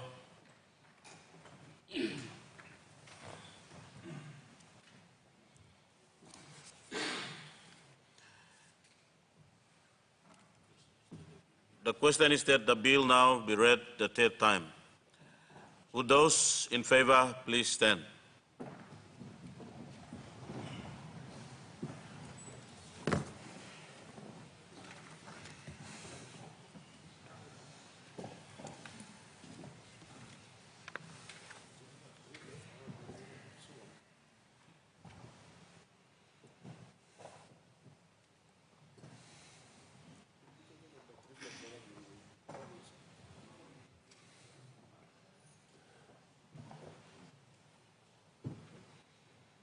Thank you, Lord Tripla, change him thinking, Lord Tripla. Thank you that you've changed your mind.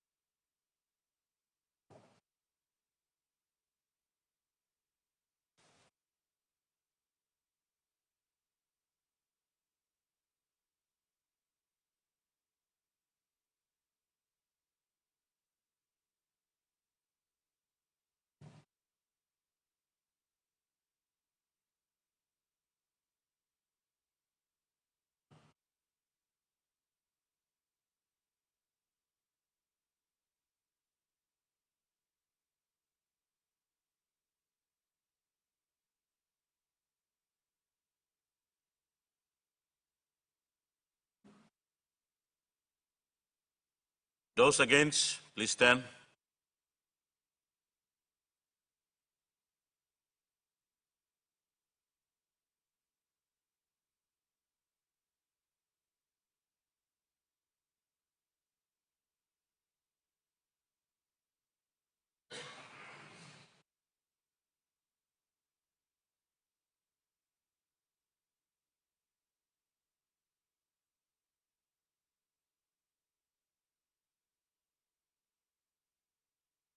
Honorable members, while the clerks are working on the number, I'd just like to inform the House. When the attendance is called to close the door and the number counted, after counting and when the clerks are in the process of counting, no member is allowed to leave the chamber until and when the Speaker calls the number of the count.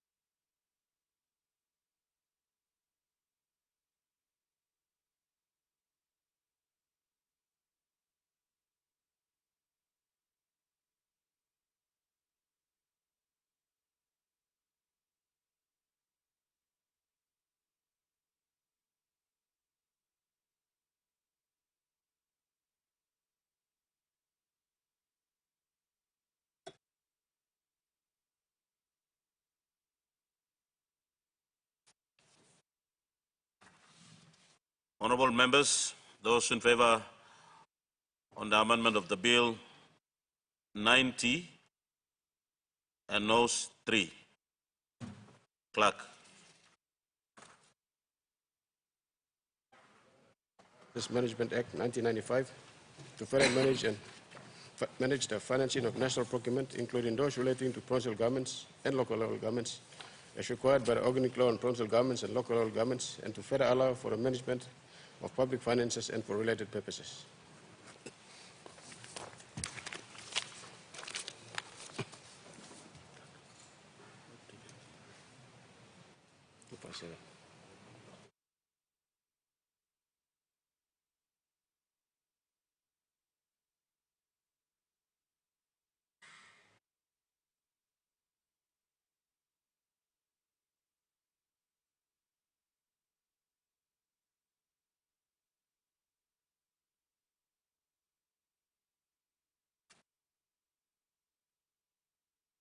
Minister for Finance and Rural Development, or Clerk. Notice number 257, Minister for Finance and Rural Development. Minister. Mr. Speaker, I present the District Development Authority Amendment Bill 2021. Make your speech. My apology. Clerk. First reading, a bill for an act to amend the District Development Authority Act 2014 to align the procurement undertaken by district development authorities to the National Procurement Commission Act 2018 and to further allow for the management of public finances and for related purposes. Minister for Finance. Mr. Speaker, as I said earlier, this is another consequential amendment to the main amendment bills passed already.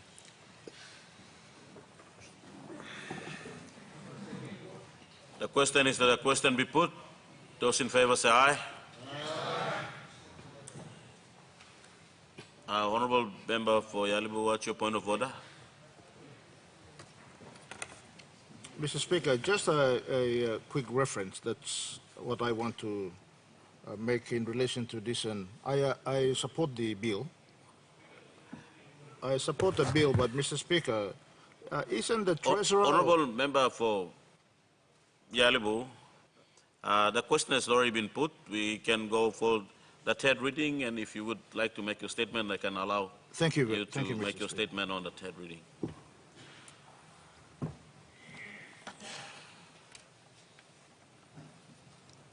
The question is that the bill now be read the second time. Those in favor say aye. Those against say no. Ayes have it. Clerk.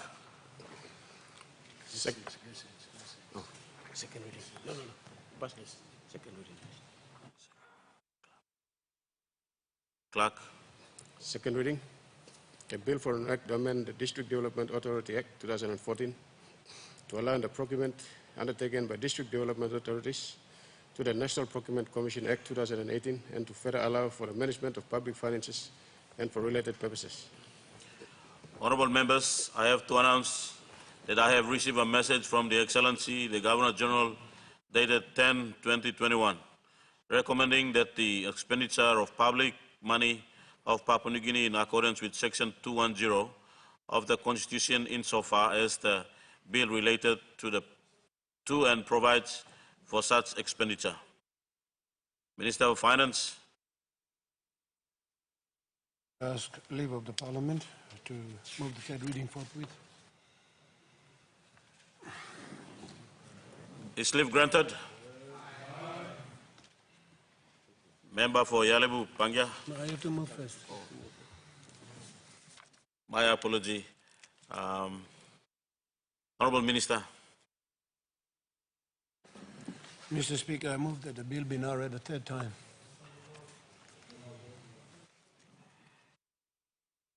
I have allowed for the member to make his speech on the third reading, so I'll allow the member to make his speech. Member for Yalibu, Pangia.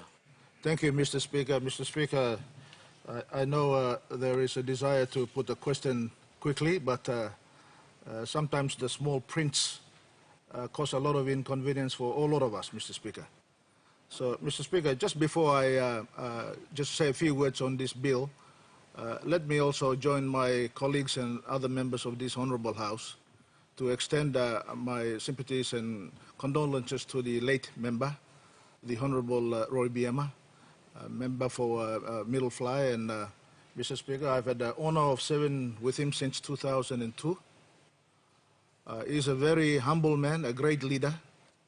He has served these people with very high distinction.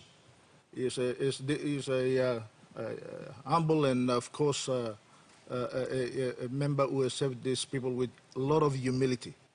So it is a sad loss to the people of Middle Fly, Western Province, and many of his supporters right throughout the country and his family. We join him on this day of loss, and may God, the good Lord, bless him, and may he rest in peace.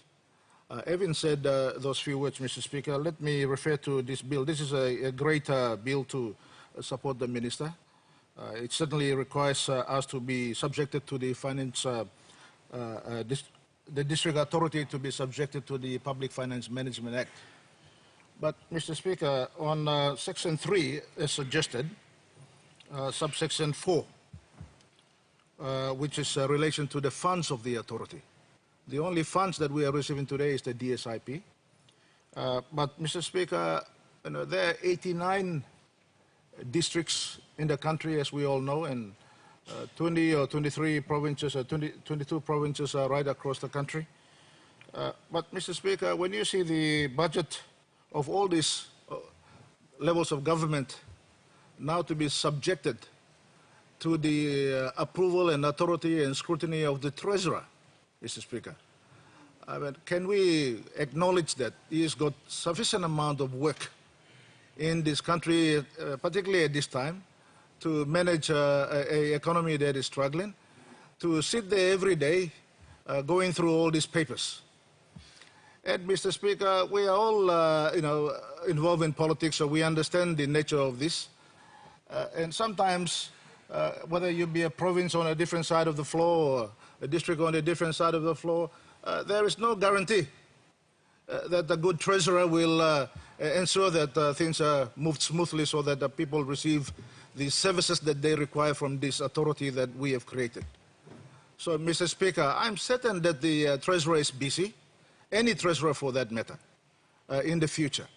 So, Mr. Speaker, isn't there a way we can amend this to ensure that either the provincial government is in charge or whether the Secretary for Finance is in charge of this approval process so that we can expedite some of the issues that we have? So that is my only concern, and I hope the Minister can take note of it and make the amendments that are necessary. Thank you, Mr. Speaker.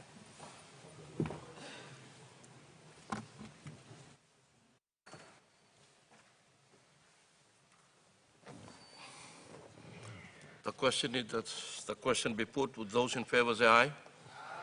Those against say no. The ayes have it. Mr. Clerk.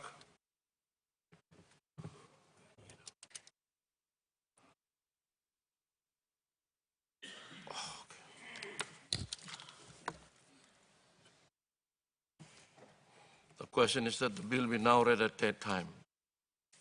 In accordance with the constitutional requirements, this bill must be passed by an absolute majority of 56 members. Clerk, please ring the bells.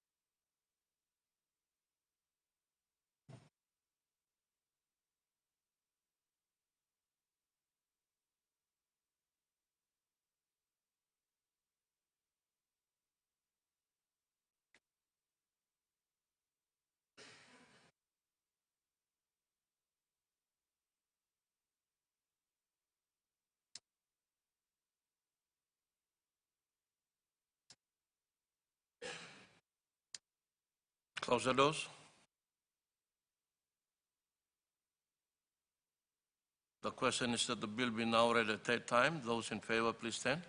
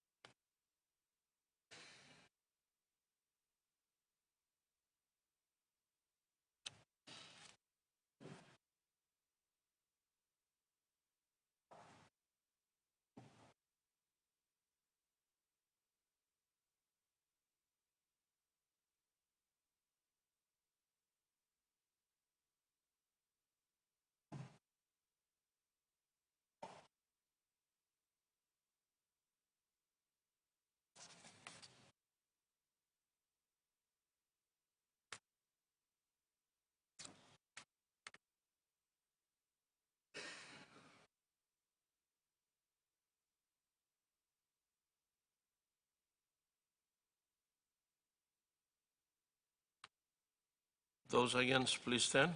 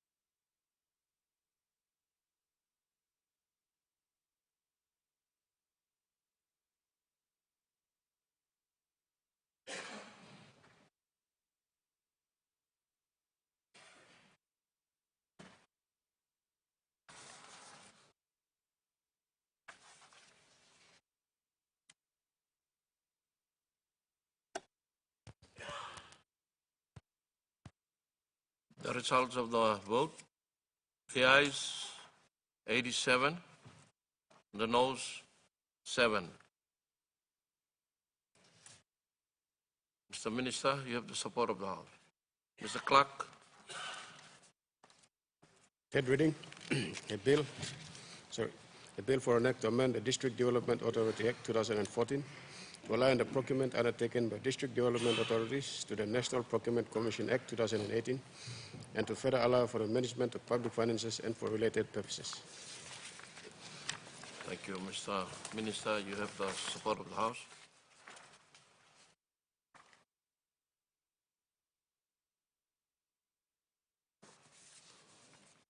Honorable Prime Minister. Thank you, Mr. Speaker. Let me firstly say thank you very much to all members of Parliament for sitting in and putting long hours at work. As I did spoke the other day when I rose, many times we do not get the commendations, but not to say we're here for commendations.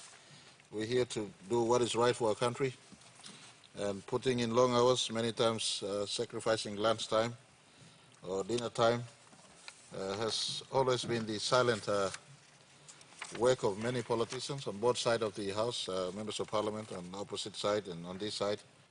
And I thank you all for sitting through at this time, late into the 10th Parliament, and in a September sitting, and on a Monday, to have over 90 members of Parliament in the House and 87 of you giving support to a government-sponsored bill that is meant to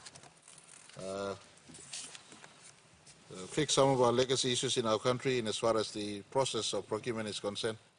I would like to offer my commendation at the highest level to all members of Parliament on both sides, and I take special note of all members opposite us who also vote on conscience. In matters they feel they need to vote on, and in areas where they dissented, they maintain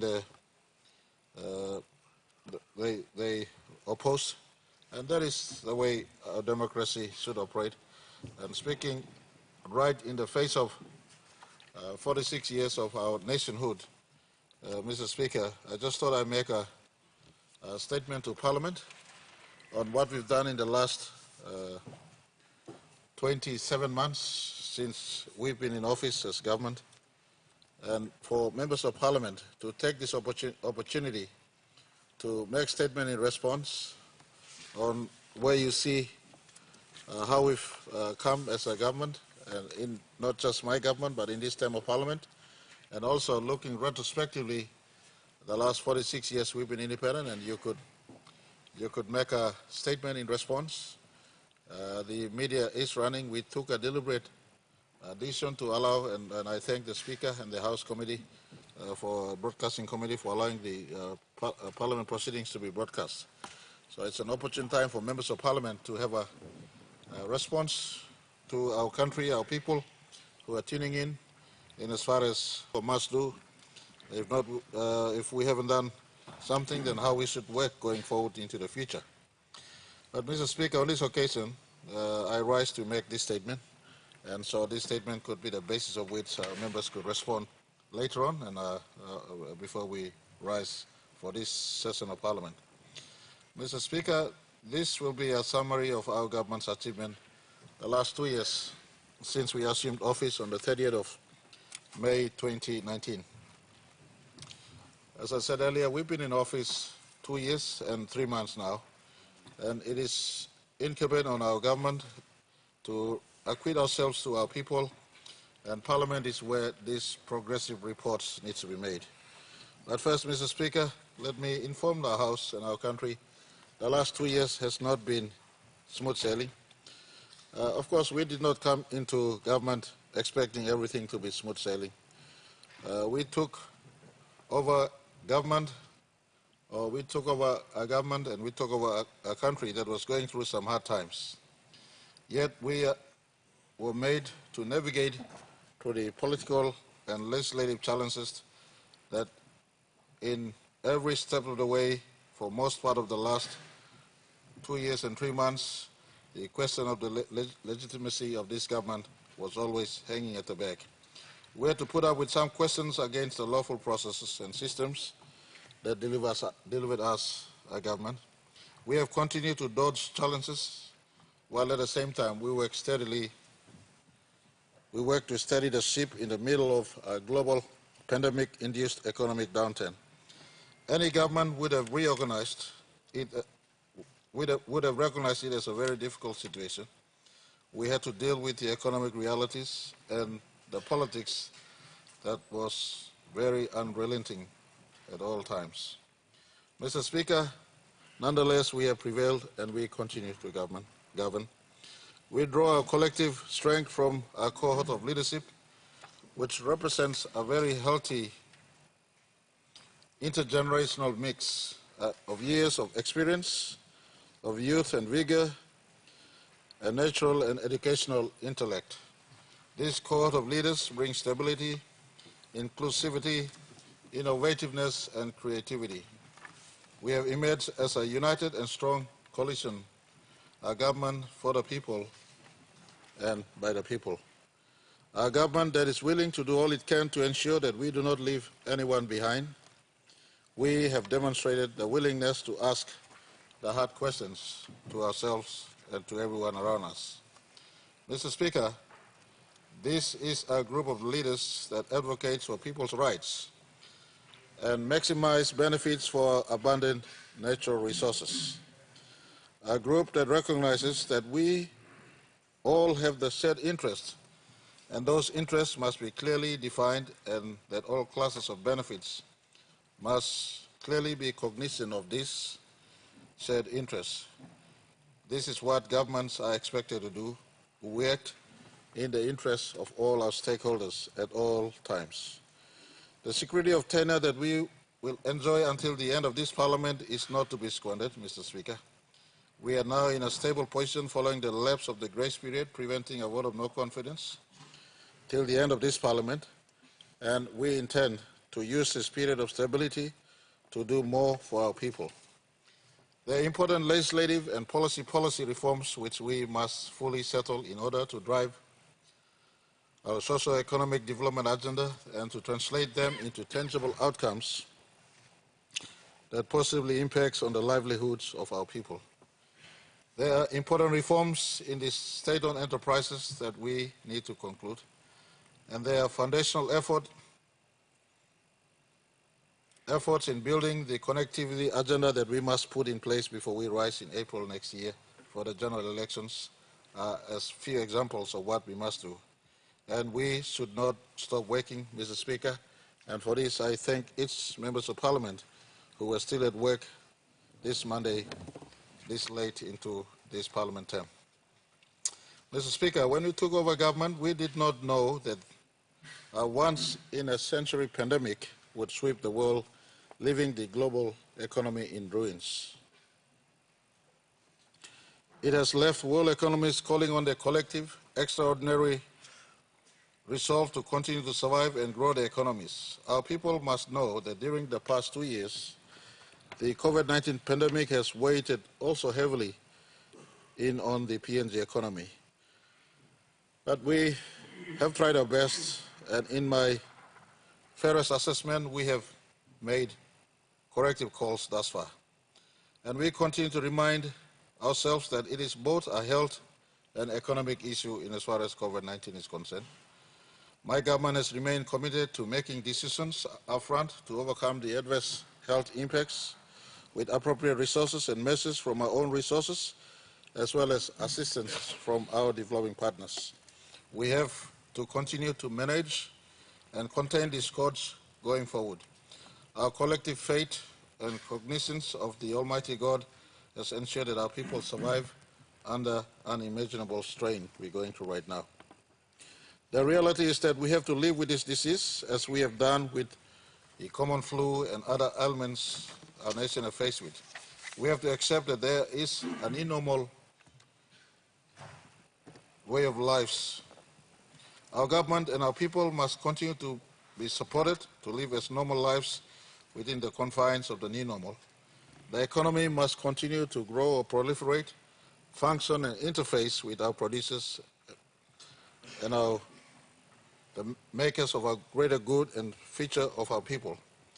We have to maintain a fine balance in ensuring that the economy stays alive, stays open, and is functioning while we continue to maintain vigilance and build up our system. Mr. Speaker, I want to digress a little bit and talk about the debate on vaccine versus our rights to take them. Businesses are here to invest and make profit money. In the process, from what they make, jobs are created and goods and services are provided. Businesses have a responsibility to take care of their customers and their workers. Without that assurance, business will struggle to survive in an already challenging operating environment.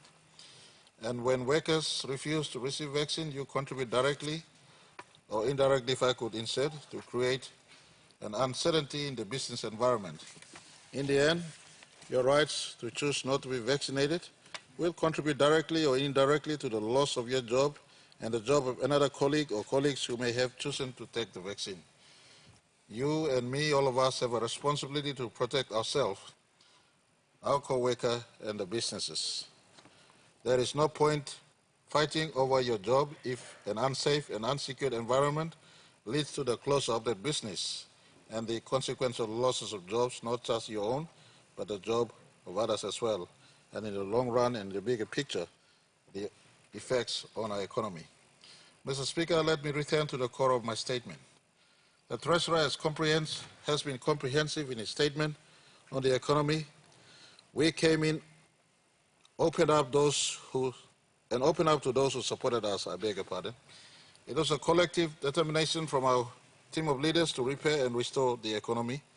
It required an upfront due diligence on the government budgets, the passage of 2019 supplementary budget, a review of the 2018 to 2022 medium fiscal term strategy, and the medium revenue strategy.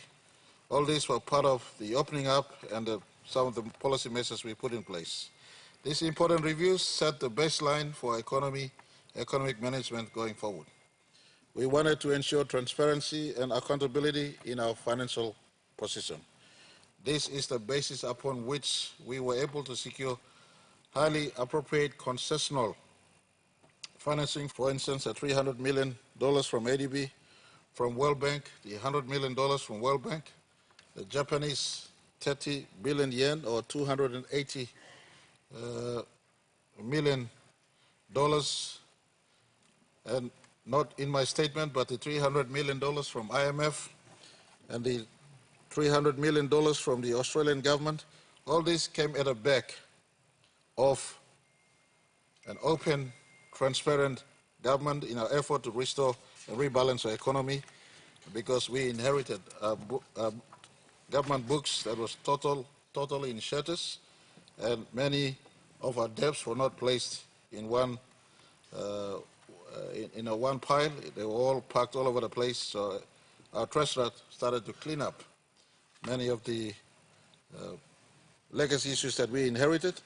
We restored the trust capital, and suddenly concessional lenders, especially from established lenders and institutions like IMF, World Bank, ADB, and our strong bilateral partners like Japan and Australia came in. Most of this lending, if not all, except the Japanese $280 billion lending, was at 0.01%.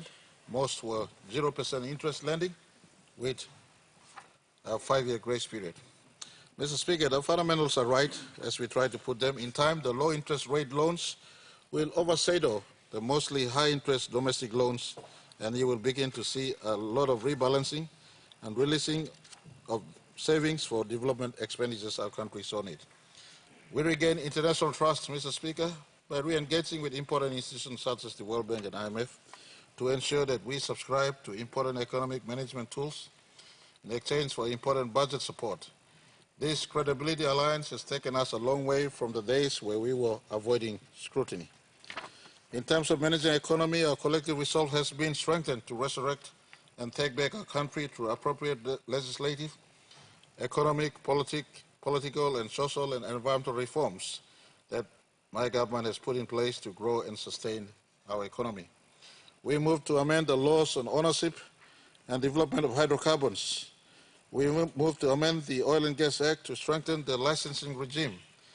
We increased the export of log tax to promote downstream processing of logs. We launched a special economic zones focusing on less developed areas of our country, like the Kikori in the Gulf province.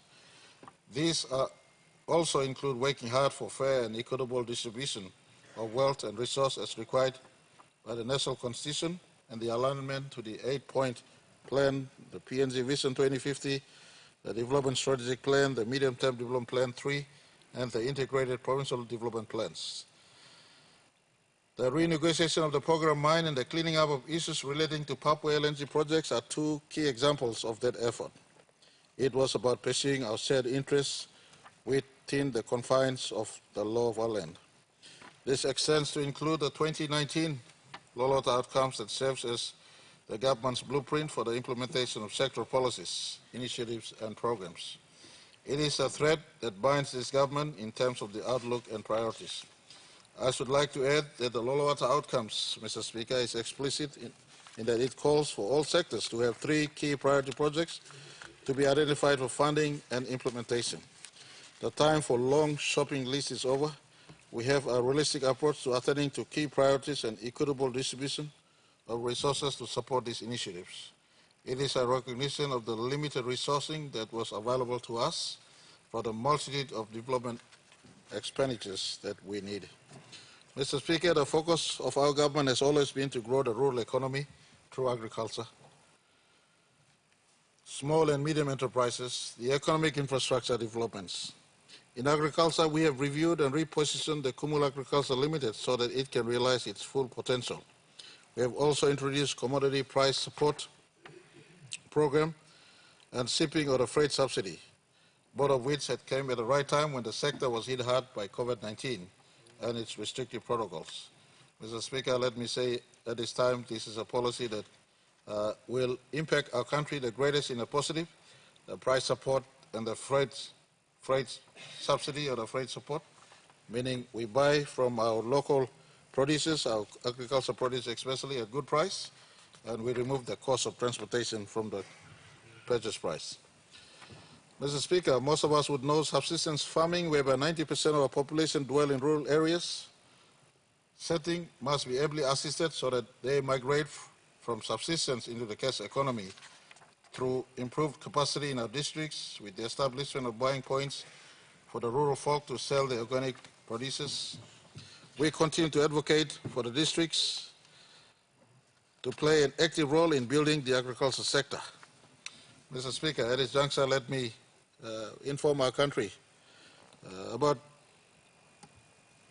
6 weeks ago, I was privileged to be invited as guest to a National Volunteer Services Program. In the National Volunteer Services Program, I met a very interesting gentleman. His name is Mr. Kum Kimoson. Mr. Kum Kimoson is from the mountains of the Tewai district. He left university, and I speak to the media knowing that the country is watching and there are many people looking for positive engagements in life. This fine man is an example of how he mobilized coffee in his rural Tewai mountains. He's got a cooperative called the Aladon Coffee Cooperative. Mr. Speaker, I am pleased to announce that turnover last year was 800,000 kina. The turnover last year was 800,000 kina. 400,000, and that's minus our price support, and that's minus our freight support. That 400,000 kina spent on freight to get to sell their coffee in Leh, and they're left with 400,000 kina as net profit for this small Aladon Coffee Cooperative. So our people are making money out there. I was also privileged 2 weeks ago when I was traveling to Kimbe. I touched down in a village called Emolut on the south side and in the electorate of Kedo and Gloucester, and I did apologize to the member for an unannounced stop down. But I touched down and there was already a lady by the name of Susan, and I call her Susan of Emolut. She's got a copra set and a cacao set, Using her own money, she's already buying cacao and copra through a cooperative arrangements with the people on the south side of Kedu and Gloucester. Mr. Speaker, our people are not lazy. They could get engaged in doing something, and our government has not just been talking. We're now working to refine our price support and our freight subsidy support so that people could move into the agricultural space big time. Last night at 9 o'clock, I was meeting the EdCare organization with the Minister of Agriculture. This is an organization that is working now in Milne Bay, extending vanilla, and they hope to extend service to more than 3,000 vanilla growers in Oro Province and Milne Bay. And we met with them because they came out to meet us. It's a faith-based organization, and they're engaged now in rural vanilla. So, Mr. Speaker, with respect to the growth of SME, our government is focused on SME and agriculture as an SME and easily, hopefully, migrating 50% of MSMEs into the formal economy to ensure our tax base is broadened as part of my speech here. This will ensure we generate additional revenue for our country and our government. Our government has put money where our mouth is. We have rolled out SME lending worth 200 million kina, and Mr. Speaker, as I speak, we're having a review with BSP and NDB to see how it is being transferred directly to our small businesses in our country. And one of our partner banks, as far as this program is concerned, the result from at least one of our partner banks of this initiative is that the product has received the right level of interest from the feedback we're getting from one of our partner banks.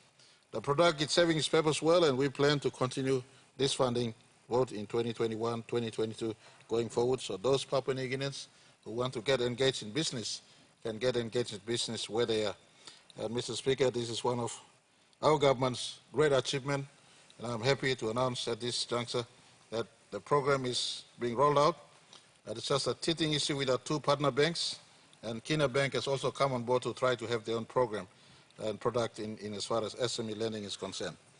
Mr. Speaker, the SME and the agricultural sector continue to remain our highest priorities as we will provide the impetus to achieve our targeted objectives in these sectors. To ensure all families have a constant means of income, it is in this context that the 50% of funds set aside in SME lending at the National Development Bank is targeted at the agriculture SME. Mr. Speaker, I now move to the public service. To have a leaner public service, we have taken bold and decisive steps to improving systems and process of government through the public sector reform to effectively and efficiently deliver basic reforms. Our bipartisan Special Parliamentary Committee on Public Sector Reform has been established to work towards achieving these reforms. The committee has a very short timetable to ensure that we get some real important tasks done. I am confident that once this committee completes its work, the effects of this effort will be telling on the effectiveness and efficiency of our national public service. Our public service is the key to nation building and service delivery. We must improve its effectiveness and its efficiency. The government has finally moved to conduct the public service payroll audit. A contract has been signed with a private accounting firm to finally undertake this task. It will ensure that we pay the correct number of public servants. This is a milestone achievement in that the work will actually be conducted, given that this agenda has been in the cards for a very, very long time. We have finally placed some agency in the process to come this far. Mr. Speaker, we have commenced and will deliver an electoral boundaries review committee report. This is an important undertaking which will provide us an independent view into how services delivery is affected by the current configuration. Our people will speak through this review report.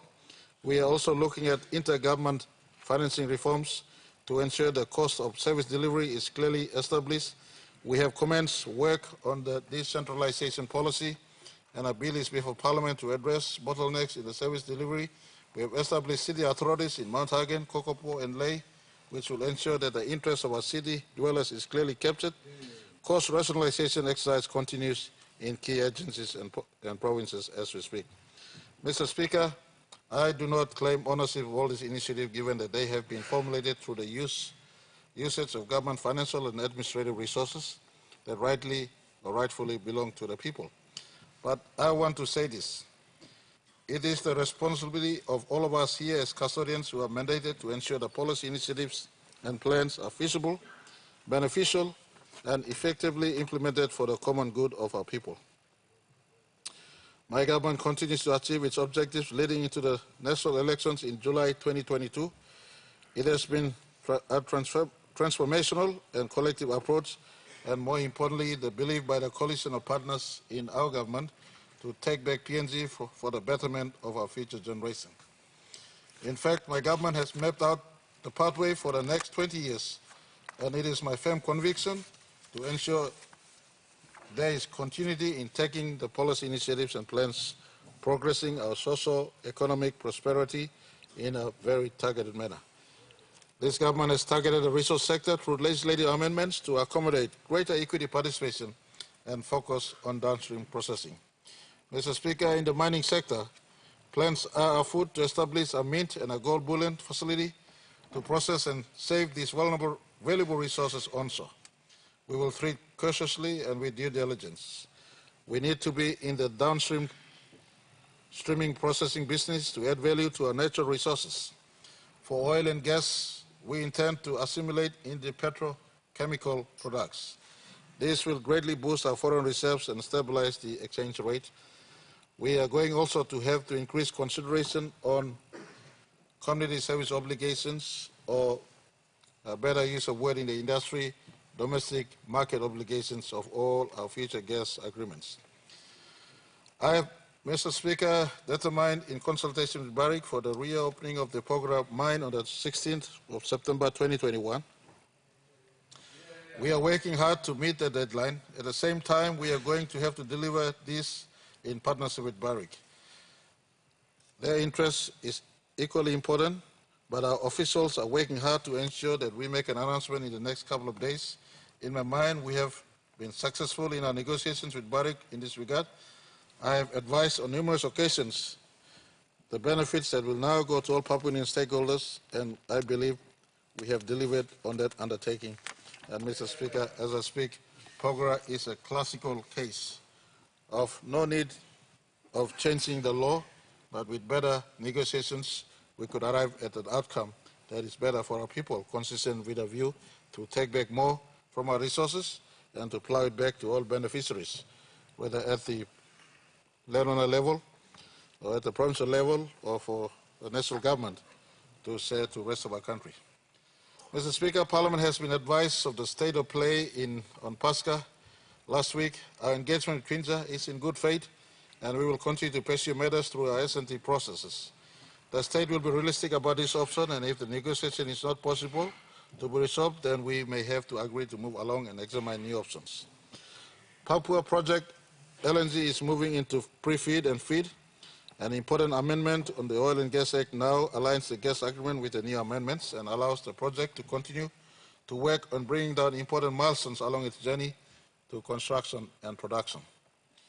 It is the state's responsibility to ensure that the pathway is secured for this to happen.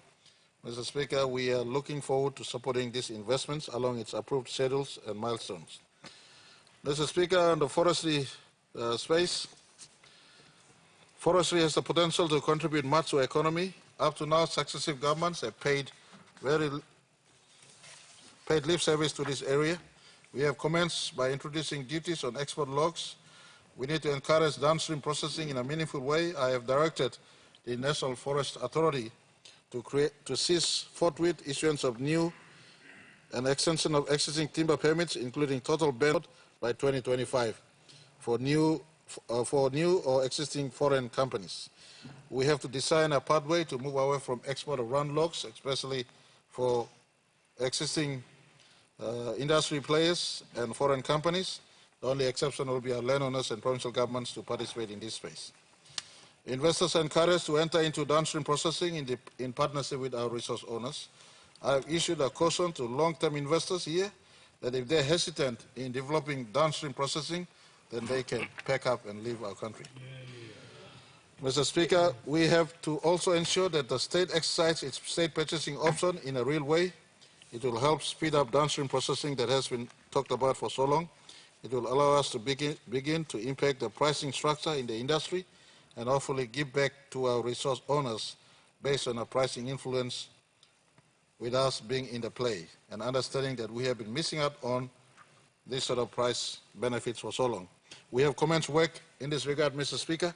The fisheries sector continues to display great potential and has always paid dividends to the government.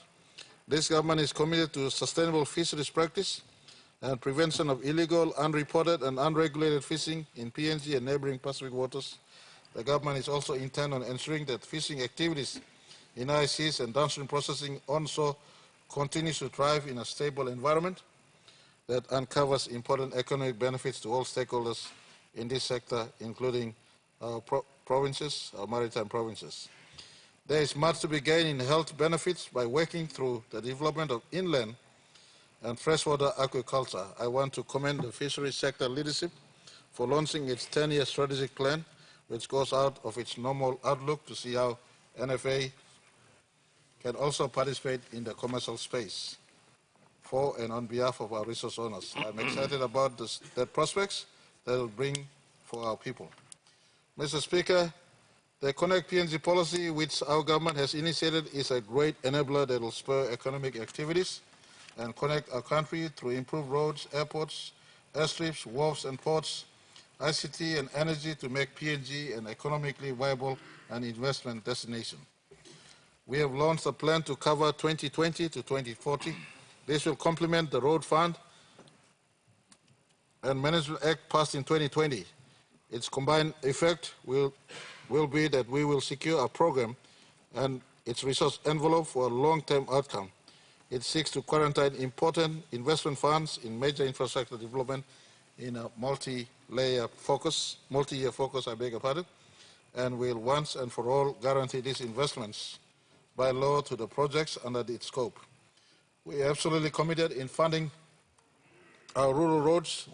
We have funded 66 roads so far to the disbelief of many, especially the opposite side, who think we haven't funded roads. We have funded over 66 roads all over our country to ensure that we bring out the copra, cocoa, coffee, rubber, palm oil, and to ensure that our rural areas are connected to the cash economy.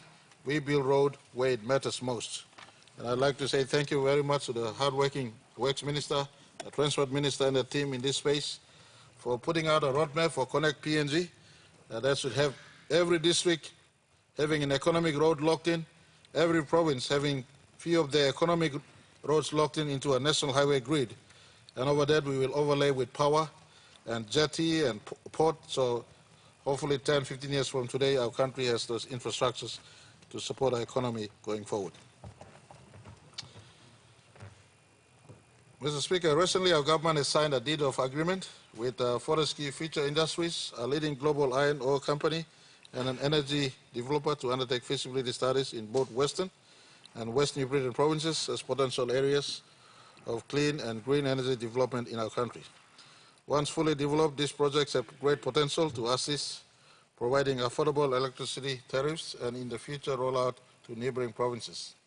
Importantly, it provides another industry development option for Papua New Guinea off the back of important regional and geopolitical developments which has affected trading arrangements within the region and the world. Mr. Speaker, there is a lot of potential in the state enterprises to deliver competitive and effective, efficient services, but also to pay dividends to the state. A key focus of this government is reforming in this space. In the energy sector, we have passed already a legislation to create the National Energy Authority, which will separate the service providers like PNG Power from the regulator.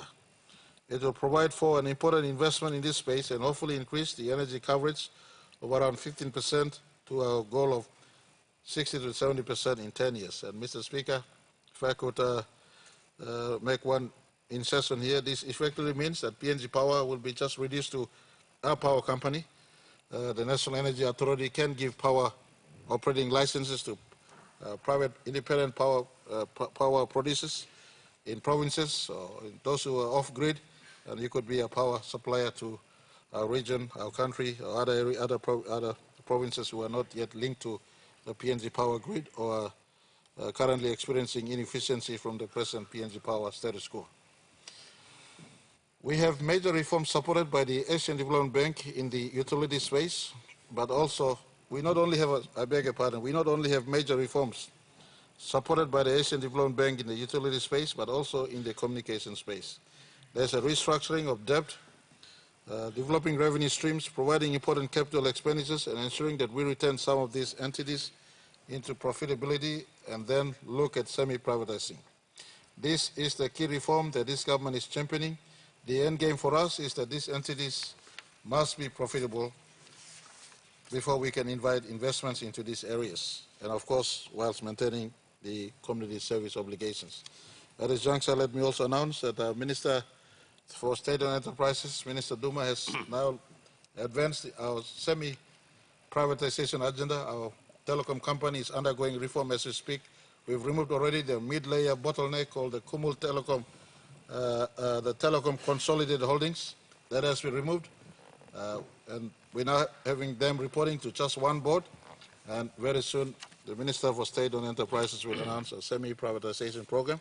We've given our two super funds an opportunity to look into telecom and to buy into telecom, remove state from control of some of these key state-owned enterprises and bring in private investors, more so our domestic super funds, to participate in this space. So this is something that Minister Duma has been working on, and we very soon be bringing to Parliament through Cabinet.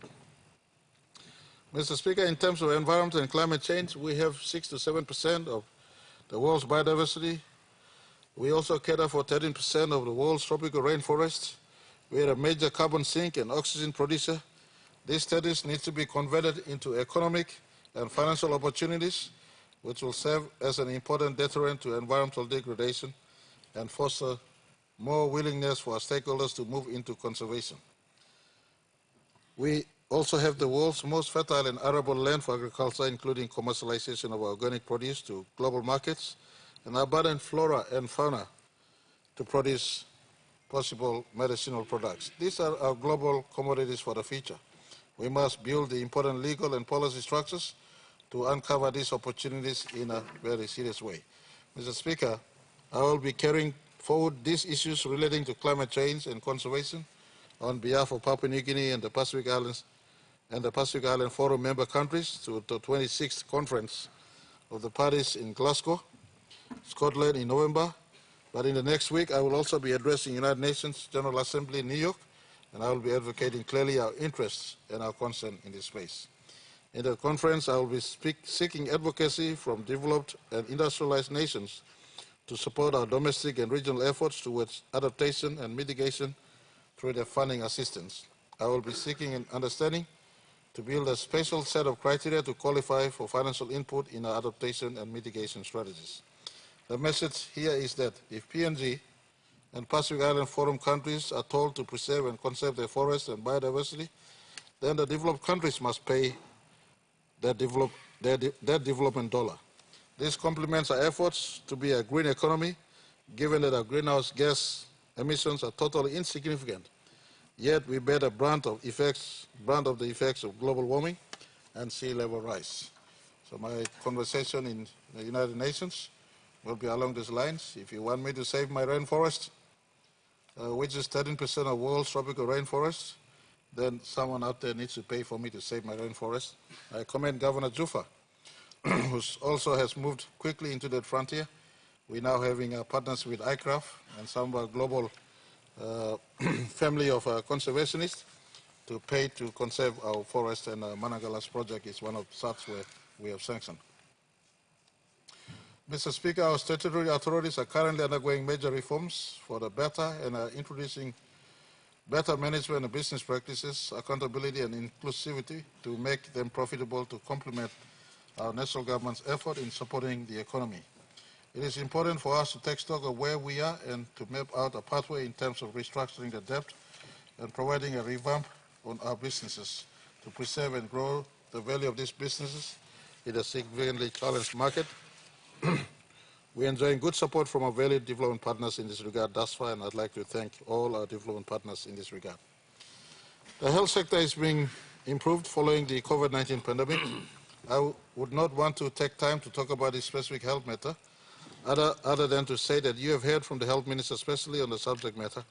I would point at this point I would offer at this point that from my standpoint, the time has come for us to build an entity around this pandemic and the future pandemic so that this body can be held responsible and accountable on how we deal with these health and economic challenges into the future.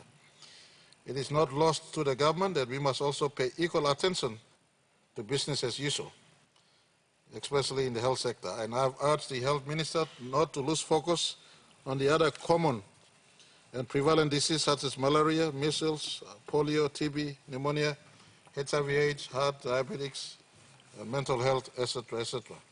I have urged him not to lose sight of the capacity building that we need, the health facilities that we need, and I have urged him to ensure that following the outcomes of Public Accounts Committee findings, that we review and revamp the drug procurement and distribution process so that we achieve efficiency and transparency and making sure that the drugs are available at all health facilities and when they're required. I have urged he also review the governance arrangements of provincial health authorities so that we achieve competence and not bottlenecks. In that regard, he will shortly be announcing the adoption of a national health plan, which is going through the final motions of settling the important resources and financing requirement before Cabinet or the National Executive Council gives its full blessing. Mr. Speaker, we have moved to strengthen the provincial health authorities so that they take control of the rollout of the public health services. We have enacted the Radiation Safety Control Act, which will allow for us to improve the cancer treatment. The government continues to expand and improve health infrastructure for provincial hospitals, community health facilities, and major hospitals.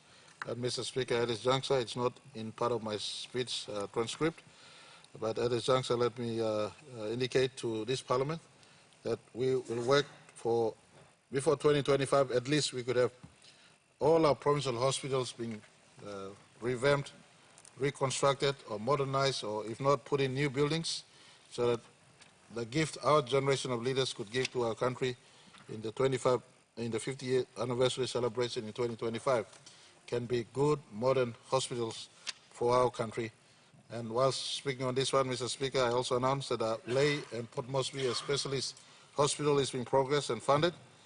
We are giving support to these two hospitals to have cancer and specialist services, especially heart and kidney. And Port Moresby and Lay still receives this, but for the rest of our country, the new health plan will embrace 22 provincial, or 21 provincial, as well as a special region of Bougainville, a modern hospital for each and every one of us. Mr. Speaker, our position in the education sector is to build a partnership with parents and guardians. We understand the challenge of school fee payments. That is why we have structured it so parents have some equity in the education of their children. But at the same time, at the high end, we have provided a mechanism for tertiary students to have some responsibility in also paying forward their own education. It creates responsibility in the population and represents a small contribution in the overall cost of the children's education. And as the economy improves, the government is keen to ensure that it picks up 100% of funding and deliver the cost of education of our children. Mr. Speaker, I'm a strong advocate of FODE and urge for it to be streamlined into the main syllabus. Part of an important improvement of FODE is to bring FODE students into the same selection process for national high schools and our secondary schools and our private education providers. We are ensuring that the different pathways merge into the same process at high levels. We have approved the Higher and Technical Education Strategic Implementation Plan 2020 to 2028 and the Higher and Technical Education 5-year Sector Plan. It will build a robust post-secondary level education for those who are not able to make it to university from our secondary schools. Mr. Speaker, the introduction of HELP has greatly eased the burden of many families in paying tuition fee for their children at our tertiary institutions. Education remains a key sector of concern, Mr. Speaker. I encourage all our districts and our provinces to also take a keen interest in the education space of our citizens. For next year, I've already announced in respect to the hardship our parents are facing with COVID-19, we may pick up the 100% of our school fee again for next year, and this will be reviewed as we go forward into the future. Mr. Speaker, our youths are our future. We have launched the National Youth Development Policy 2020 to 2030, which provides us the development of a national youth framework. We want our children, our young people to be engaged in service delivery work. We need to empower them. We need to ensure that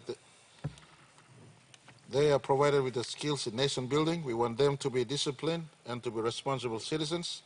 Hence, we really determine that they become part of the Defense Ministry going forward, and going forward, will be mobilizing a defense reservist. And it is our intention that the Defense Ministry take a keen interest in this sector. All pathways have a way of measuring sometime into the future. We want to be there where it matters, Mr. Speaker. We came into office, in conclusion, Mr. Speaker, we came into office on the back of a strong anti-corruption agenda. Our government took urgent and brave steps in addressing this important agenda. Besides instituting important inquiries on key matters of the past, we passed with the strong support of our Parliament, and I'd like to thank each and every member who voted for this, the organic law on ICAC in 2020. Over the last couple of months, we have worked to ensure that the intention is built from the ground up. I want to ensure that the staffing structures are in place, the operational regulations are in place, the lawful governance structures are in place for the work to begin to build an anti-corruption agency for this country. It has taken a lot of energy to come to this point. We will continue to press to ensure that we achieve what we have set out to achieve. And the corruption body that we set up is fighting corruption without fear or favor. We have also passed the Whistleblowers Act to provide assurance to those who are brave enough to speak out on specific instances of corruption. But as I speak, there needs to be some area that we can look into to make this law a more solid law. And at the moment, it just deals with the security of employment, and especially in the workplace setting for those who report corruptions. Mr. Speaker, we will be moving quickly to enact something that I am proposing to this House, an Unexplained Wealth Act. We need to ask questions to those who have amassed wealth at all levels that doesn't commensurate to their earning power. It will go a long way in preventing corrupt activities, especially in the public service, knowing that at some points questions are bound to be asked regarding what you have amassed. And so, Mr. Speaker, this act is being proposed before this House at this point in time, the Unexplained Wealth Act. It is my fervent desire that all citizens and society are strictly governed by these laws to eradicate corruption and duress in all or any shape and form, and to enable smooth flow of businesses, trade and investment, and a safe, secure, harmonious society.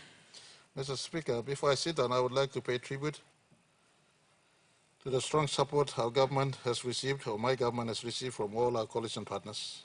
The last 2 years hasn't been easy, and I thank each and every one of you who are sitting long hours here today to listen to this conversation, and who are offering support in the last 27 months. I've been the chief steward of our country. I'd like to say thank you very much to all our coalition partners in the Parliament. I thank all our development partners who've come on board. Many have not been on board.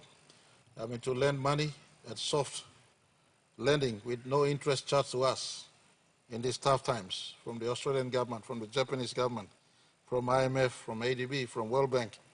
I say thank you very much, place on record.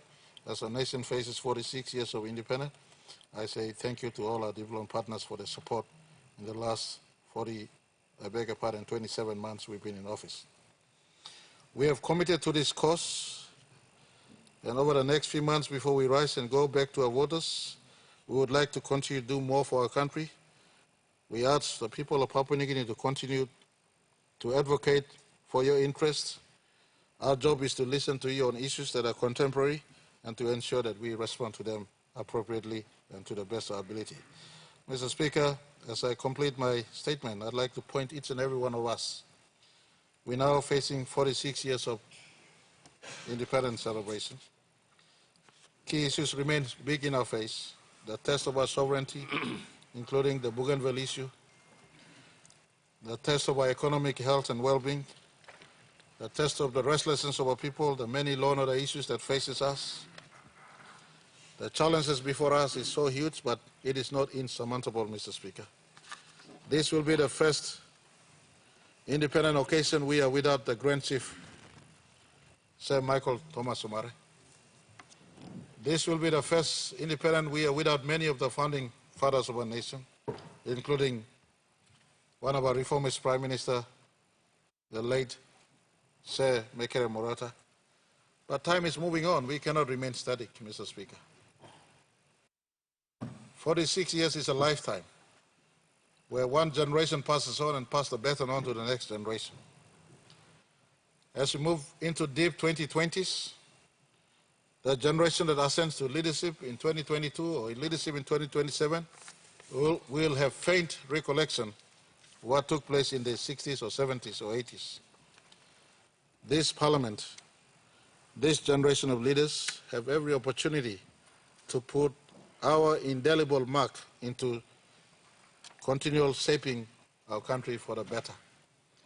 Whilst time may have run out in 2021 as we face 2022, we have few more Parliament sittings to go.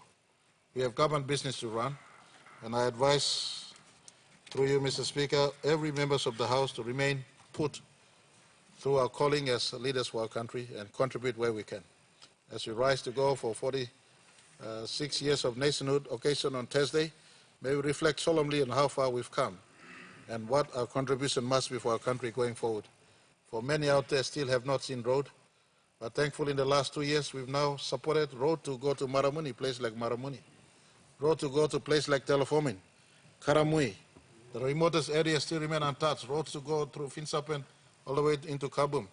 Last week when I came back from Kimbe, I saw a track that needs to be punched from Kimbe back to the south side of the New Britain Island. Many work remains to be done in our country. Our generation of leaders cannot take our country to 2025 saying we can celebrate our Golden Jubilee in 2025 if we have not spread the love to the rest of our country. We took government at the back of trying our best to spread love to the rest of our country. Now I appeal to us as we come to the sunset of this Parliament term, the 3 or 4 Parliament sessions we have left in us, government will put to us some laws that we need to pass seriously. And if these laws are good, we debate. If it is good, debate in government caucus, debate at cabinet, at government caucus, and in Parliament. If it is good, I beg members of this House, just like we've supported the bill today on procurement, let's support together so we could put in place fundamental policy and legislative regimes that will anchor our country well into the future. The last 2 years also has not been easy, but thank God we have stood the test of time. We tried our best to deliver to the best of our ability, including retiring commitments of former governments who have not paid due to contractors, due to legal bills outstanding. We've cleaned up the best we can. Much remains to be done, but at this juncture I just thought I'll announce what we've done in a holistic way to the country, and I ask members of this House to take some time, not only to speak on this, but speak to the country on what you feel the country needs to be going. Thank you, Mr. Speaker. The Honorable Governor for West New Britain. Thank you, Mr. Speaker. Before I make my comments and supporting PM's statement, and I also wish to express my sincere condolences to the people of Middle Fly for the late Honorable Leader, Honorable Roy Biema. Mr. Speaker, I congratulate both the Finance Minister and Prime Minister, Finance Minister for successfully passing the bill amending the Public Finance Management Act and Procurement Act to give more powers decentralizing. Mr. Speaker, many of these powers actually comes with some responsibility, and of course it might be seen in the eve of election like increasing these. Mr. Speaker, even if many districts don't even need to have some... Sorry. Governor, but I interrupt me. You know, you move past them, no team this fly. Thank you. Thank you, Mr. Speaker. I move that the Prime Minister's statement take a note and give permission to debate on the statement. No, you may continue your Thank you, debate. Mr. Speaker. Thank you, Mr. Speaker. I'm talking about these amendments to Provincial Procurement Act, Committee and increasing the limits and all. If there's a clear differences between the open members and governors and all. If I mean the provincial government, it's not as busy as the National Procurement Committee, where any member of parliament, any district can easily use their provincial, now it's called Provincial Procurement Commission, to get whatever contract up to 5 million kina, provided they meet all the requirements. But thankfully, it's one of the promise by this Marape Basil government to decentralize these powers, and I'm thankful. But we follow what is the right procedure in order to expend those huge funds of money in the provincial and district level, and also help the districts to build that capacity. Mr. Speaker, I also thank Prime Minister in terms of talking about resources and getting more percentages or more benefits to the people. Mr. Speaker, at the same time, the reality is, dark reality is that many times, when we talk about landowners, it's only those educated few who stand to get benefit most of it. The rural masses sitting in the remotest part, they are totally unaware of the kind of benefits they get, the amount of funding they get. So that is one sad situation where the national government also has a moral responsibility to identify the real landowners and really making sure that the funding and projects actually reaching out to those people, rather than only few educated few, as we could evidently see. It's only when a logging company wants to involve, they bring one or two educated ones from that village and give them beer or give them whatever, and convince them to sign papers. And it is similar to any resource projects, and that we have a responsibility that we ensure that these landowners' interests are looked after.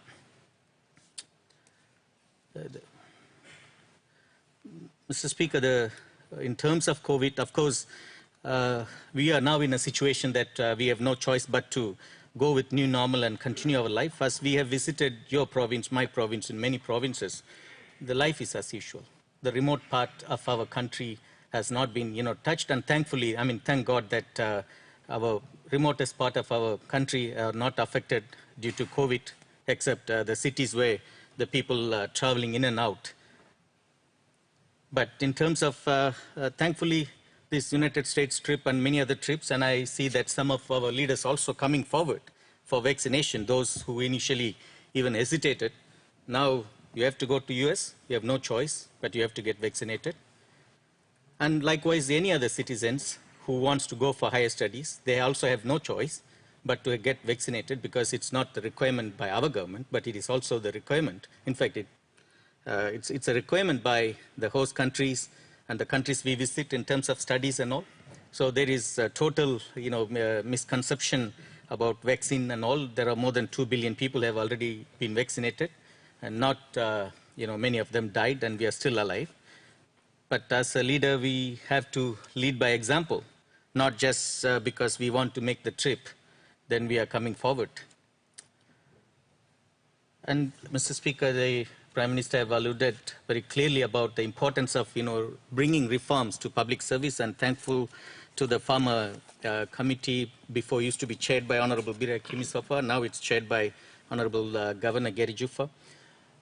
Mr. Speaker, the many times we see that UMISEVA appointing all people who are not really qualified. That merit-based appointment is something which we need to seriously look into. We keep calling about reforms and reforms, but to some extent, we are not having any stringent recruitment procedures. We are making it so easy for someone to become secretaries or departmental heads or even ordinary public servants. I'm just wondering why you may not establish some stringent recruitment process where we put strict qualification exams or tests or whatnot to qualify to become a public servant. Wearing a police uniform should be a very, very proud thing, and not for anyone to easily, come and wear a uniform and all. So it's right time that we need to bring up giving that independence to the recruitment agency, whether we call it as Public Service Commission or whichever agency is involved. We have to have some stringent procedures whereby we attract qualified people into public service, Mr. Speaker. Right now, that is not the case. Even in a big department, suppose you may look him, secretary look him, one deputy or narapla line work below line belong em. Suppose anything also member come up also threat. First thing by Salimem golo one kind training. Golo Japan or golo America, one em up, because me by parade also no good by come compete one time milo this position. So we just get rid of them. And another reality is also, Speaker, you may not got enough human resource whereby you may got pool where you may can attract him. So merit-based appointment must be one of the basic requirement to attract him. qualified people employed into various positions, Mr. Speaker. And of course, Yumi got moral responsibility too. Time government announced him plenty kind projects, plenty support, like also freight subsidy, offer for cocoa and copra, as Prime Minister rightly said. Now, Yumi got genuine people, all stop the remote area, now without even any government support, all give him service, people, Yumi. But instead, Yumi avoid him all this people stop the remote area, na Yumi go line usatem. That is the same case where time he sit down lo provincial office to usatem come look him office all the time, tasol kisim all attraction, na attention. Time Yumi go visit lo rural area tasol even. I thank Prime Minister for agreeing to land down in that particular remotest part of our province, Samulut and also Maklo Island. It's one of the most remotest islands. Since 1978, no Prime Minister have visited into those areas. Apart from the late Grand Chief Sir Michael Somare, I thank Prime Minister to come physically witness the hardships or the challenges where our island communities are facing. You could clearly see that impact of climate change and all those things where how, I mean, Speaker, you are very well aware of how the living like in an island, in a small island, people, a land lo yumito or less lo go back lo mainland because I'll feel also because lo customary practices or traditional living in that island. So now island, big island work lo shrinking, reducing the size.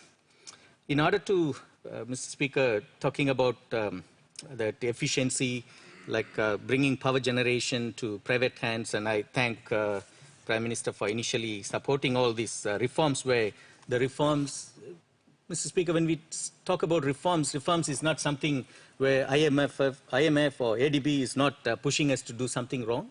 Reforms basically all work ask him, one is something you like make him reform. The main thing is like merit-based appointment. Two is like how do we improve governance structure? How do we get our annual report on time and publish and all those things? How do we put our corporate objectives for the next 3 years? 3 years, what are we going to do and all those things? Mr. Speaker, can you believe just to do the right thing, ADB is willing to fund us $500 million with less than 1.5% interest, and to bring reforms. And of course, as a responsible government, and reforms is also that ADB is saying that we as a main customer for various SOEs, be it our power bills or water bills or telephone bills, you as a government, as a customer, you too must pay him bill. Even we included that one as one of the reforms, so that time you pay him bill, then only the next payment of $100 million or $150 million come. But paying bill is a normal thing for us to do. How you mean by blaming Malgata SOE's time, you mean Okla government, Okla UC Malgata power, na water, na, everything for all the government agencies, and then on an average, put together all the SOEs, we would be owing at least not less than 200 million to various SOEs, be it communication or port or water or telecommunications and all those things. So IMI got responsibility while IMI Tokla reform, we as a main customer, IMI by straight in this kind payments to various SOEs before IMI can start blaming. Now, to attractive merit-based appointment, we have to establish the system where it can attract the qualified people for various SOEs. Mr. Speaker, me, no like pulim talk, but me like pinishim talk glamita solo, so and talkolshem. The wealth of a nation is not in material things, Mr. Speaker, but it rests on the integrity, courage, and conviction of all our citizens. All our great nations, they write their autobiographies through action or inaction of their citizens. Many times, Mr. Speaker, good citizens, they actually do not rely as much on society as society relies on them. Mr. Speaker, Prime Minister continuously encouraging for our citizens to involve business. He has been continuously fighting for the local businesses to get, but it also comes with the challenge of our attitude issue, the disciplinary issue, that God has created everything in abundance, but how we tap into that abundance is something, for individuals to take into. Mr. Speaker, many times you may like asking society to change, but time you me one as an individual. Suppose me like changing society, me must change first time. If I change, then the society automatically changes. But many times you may expect him, all narapla line tasol by change. Speaker, me give him one little story to solna me finish him. Since Mr. Speaker, story emi goal shem. Story bla one little pikinini, I'll cut it short. Little pikinini save like play one time papa blongem. Now I'll get the time save come disturbing papa blongem lo play. As usual, you me papa time you me go to house, you me like busy lo read him newspaper, watch him TV, so this la papa to lo read him newspaper. Time pikinini like come play. And Papa oklo read him newspaper, and I'm like avoid him pikinini, emi oklo read him newspaper, and I'm looking picture blow globe. Advertisement blow on company also, Korea company DHL or TNT, and picture blow globe where emi show him one map all got branches na this la. So Papa kiss him idea, and I'm kiss him, cut him this la photo blow globe, and I'm brook him this la, cut him into pieces, and I throw my low pikinini, and attack him pikinini also. You pour na join him this la globe, na behind Papa come play lo this la, play one time you. So to his surprise, Mr. Speaker, I am come within 2-3 minutes, pikinini come one time picture of this globe. Now Papa to am surprised also how na pikinini able lo make him this put him this picture of globe together. So time Papa ask him pikinini am talking Papa also. Papa time you cut him this picture of globe. Me looking face blow on man stop backside lo this picture. Through Mino Savela, one map America stop or Australia stop or one map Narpla country stop. Tasol me Savela, one map by ice by stop, nose by stop, na year by stop. Time me put in face blow this man together, me put in globe together. So Mr. Speaker, when we can fix our people, when we can fix a man, we can fix the country. No amount of infrastructure, you know, bring him development. Unless otherwise, we can bring him this change of attitude in our people.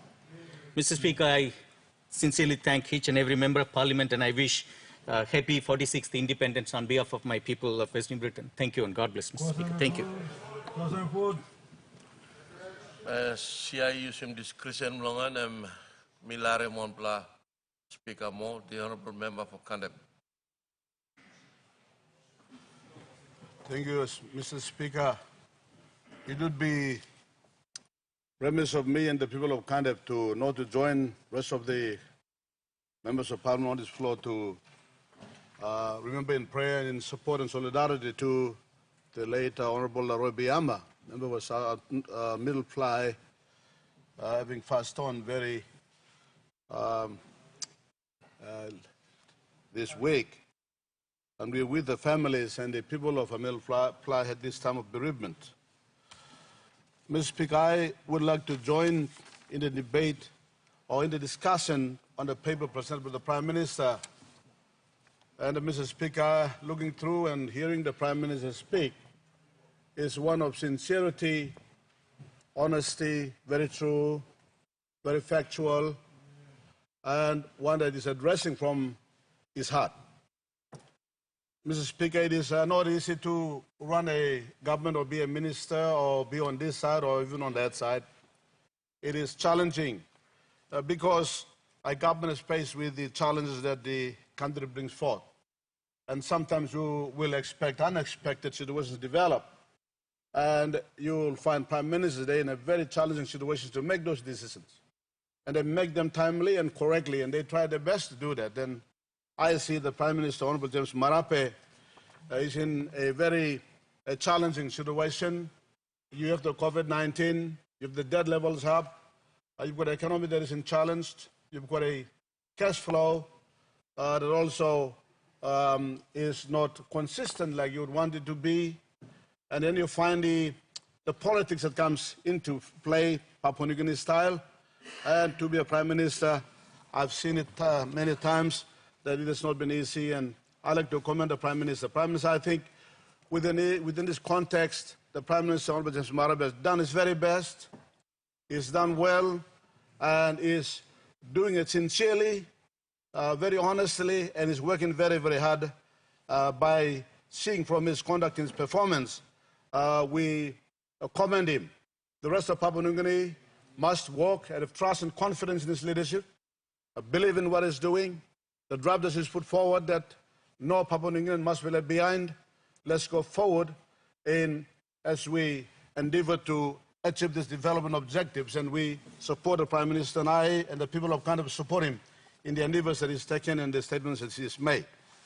With this, I'd like to just give in a just a very brief, looking at Papua New Guinea, its history, and where do we stand today in terms of its progress. Yes, it is the 46th independence anniversary that Papua New Guinea is celebrating today. It is our Independence Day celebrations. Looking back, you look at the 1940s and 1950s up to 60s, the country, as all over the world was fueled by the industrialization, industry. They're driven by that phenomenon, that development. The industry, manufacturing in mass quantities, people getting employed in factories. Those things, they provided the source of growth for every economy in the world. And there was this economic race. Papua New Guinea got its independence in 1975. In 1975, while the world was being driven by the Industrial Revolution, Papua New Guinea came to a situation where we have an independent nation before it. And an independent nation, as an independent nation, you had to unite the British Papua and the German New Guinea. So it was to uniting the country that was the main focus there. The 1980s, you come to decentralization. Now you've got an independent country in front of you. You've united a country. Now we need to make sure that people, they feel empowered to manage their affairs and run the economy, run the governance.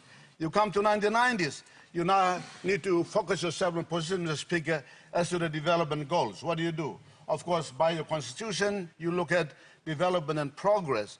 And we had policies coming out from it like the enemy to none, friend to all, look not policy, and all the strategic partnerships and bilaterals and others that we were establishing.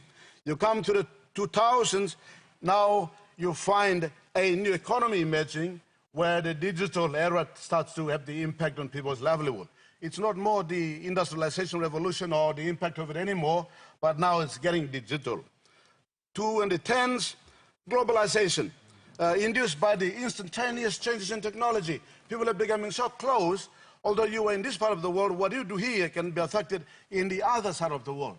What happens in America, it affects those people in California or Canada, for instance. So we're more globalized in terms of our progress. So we're always changing shape. And Papua New Guinea is caught in those factors of development. Now, we stand today in 2021. And today we are celebrating our 46th anniversary. Mr. Speaker, what is the age that we stand today? What is it now? Is it COVID-19? What is it now? Is it the cash flow? What is it now? Is it the infrastructure? We have to see what faces us as we look at the next 10, 15, 20 years. It is, I see from my perspective, the world is saying it's a new norm because of the COVID-19. Because the COVID-19, the way you eat, where you go, the protections, the hygienic measures you must take, vaccination and so forth, that this becomes the new norm for life. But for Papua New Guinea, we should not mess ourselves with that norm of the world. Because those people who are talking about that new norm, they're talking about the developed status. They've been in development, in the higher ranks of development for some time. We are a developing country. What should be our new norm? I agree with the very important points, the last points, concluding points raised by the governor for Western Britain. He said, the power to develop or this tendency to develop this country should lie in man. Man is what makes a country become good or bad. Now, I see in Papua New Guinea, our new norm, while we look at other factors of new norm, Papua New Guinea should be looking at how do we develop the human resource, skilling our human beings, developing the intellectual capability of Papua New Guineans, our Papua New Guinean children, the early established education, the low echelon of education, the higher education systems, all the other institutions that mold and shape the mind, the intellect of men. How have we been doing well or not well in those areas? That's where I believe, Mr. Speaker, should be the focus of Papua New Guinea going forward in the 21st century. Because you look at it, it is e-commerce today. It is internet. Even with the impact upon the world by the COVID-19, you do online buying, online shopping. For some of those who do not want to go overseas, you'll be using Zoom to communicate and have a conference with international forums, and et cetera, et cetera. The new norm is changing us to a world of technology, knowledge, and information. Technology, knowledge, and information. We are now looking at 21st century, a century of knowledge. Those who do well in knowledge, those who are fluent in the technology, those who can communicate and to become more fluent in this era today, they become successful as a business, a country, or a people, Mr. Speaker. And I see, now looking back into Papua New Guinea, I see we are emphasizing too much on infrastructure, which is fine. We must. I see also we emphasize too much on the GDP, which is fine. But who grows the GDP? Who builds the infrastructure? Now, on the opposite side, who destroys the GDP? Who destroys the infrastructure? It's the human mind. Today, if you look at it, the new norm today really is not COVID-19 style of influencer-induced way of life. It is more to do with e-commerce, e-business. It is more to do with the internet. How do we survive as a people? That is where our intellect capability comes to play. Our Papua New Guineans must be good, top, competent managers. Our Papua New Guineans must be good, top, competent secretaries, good advisors, strategic thinkers. They need to be analysts. We need to have scientists, top doctors. People who call professors not because they're occupying a position at university, but they have to achieve that because they've done some thesis, some papers. There needs to be journals coming out of University of PNG every now and then, from PAU, from TVWAN, from all universities. Mr. Speaker, our new norm in this country should be the emphasis, the focus that this parliament should be placing on the development of the human mind. We should tower the rest of the world in intelligence, in academia. You look at the universities of Papua New Guinea today, you place them against other universities and see where they come. UPNG, out of the 500 or some 5,000 university studies, and you see them, ranking them, our rankings are very, very low. Our rankings are low, Mr. Speaker. Our education systems need to be accredited. Our universities must be accredited. We have to have the quality education system in PNG. That must be the focus. If we would like to compete and stand as a competent people in PNG, our people need to have the intellect to be able to do so. Because you look at it now, all the construction industry, the companies are all foreign. Builders are foreign. Sweepers are foreign. Truck drivers are foreign. We need Papua New Guineans to do it. Where are our colleges? Where are our vocational centers? The TAFE colleges, institutions. What kind of universities are we building in this country? You listen to the universities of Papua New Guinea students that come out. Listen to the English they speak. My goodness, Mr. Speaker. The correspondents are right. I'm employing a few in my office. And it is pathetic. The quality has dropped. We cannot survive the 21st era if we don't make the development of the human brain our new norm. We have to focus in that area because they can then stand up and they'll drive this country forward. That's the way to go. That's the way to go. And also the other bit that we should also look at is the character of men too. The character of men. Mr. Speaker, every time you put a young man or woman into one responsible position in Papua New Guinea, in a department or in a SOE or statutory organization, my goodness, not long after, you heard that that young person has been implicated for some misuse, abuse. That's becoming a norm. Where's character gone? What's the character that we should stand on what is honest and what is true? How are we raising our children? How are the fathers and mothers raising our kids? What do we teach them at home? What are the churches teaching? We have to look at the completely new relook at how we are building our characters in our young people. Look at the addicts of alcoholism. Look at now the marijuana and other drugs. We're not even being serious about those things. You listen to the debates we have here. We're not talking about marijuana addiction and all this other drug addiction. And that is destroying our people. In our students, our schools, this drug addiction is killing our people. We can talk about infrastructure. We can talk about economy, Mr. Speaker. But our human mind is what builds the infrastructure, what builds the economy, or they do the opposite. Others will find that people here with the country, we have put empty basket in our hands. The egg is gone. The baby is gone. In the hands of foreigners who come in here. We'll continue to get in foreign advisors in here, foreign contractors in here. We continue to sign contracts that foreigners come and do our business here. And our people, they go into drug addiction and all kinds of activities that we don't want them to. So, Mr. Speaker, the new norm in Papua New Guinea, let's take advantage of this COVID-19 new norm. Let's develop our Papua New Guinean brain, the intellect. The other part of it is develop the Papua New Guinea character, the other side of it. When a man is of character and of intelligence, you watch it. You put something in his or in a hand, you find they do it competently, they stand up against what is wrong, they promote what is good, and with intelligence in them, they drive the country forward. That's where our policies and our laws should be targeted at. Early school, families, welfare system, the human being, our welfare system and that supports the families, counsels young people as to how to raise kids. How do we do those things? So, Mr. Speaker, I raised that since over the last 46 years, we've been addressing it the normal way. Now that for the 6th year now that we speak today, and with the impact of COVID-19 with something else that's coming in, let's design our own Papua New Guinea new norm. That new norm should be making our people become intelligent and becoming wiser so that they can live competently, fighting COVID-19, fighting other diseases, fighting terrorism, fighting law breaking, but building an economy that is competent, that is strong, resilient, that Papua New Guineans of tomorrow to the next 100 years can enjoy.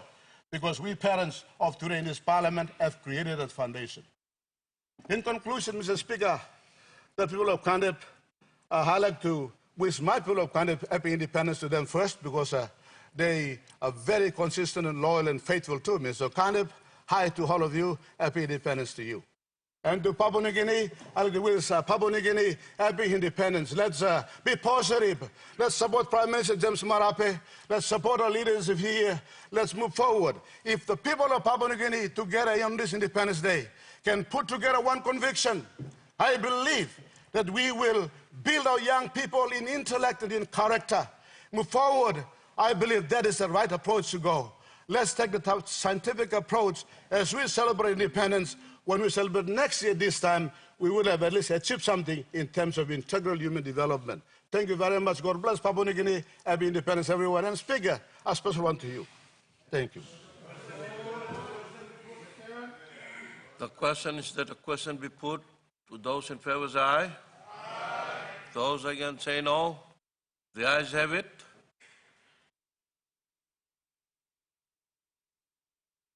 Leader of Government Business.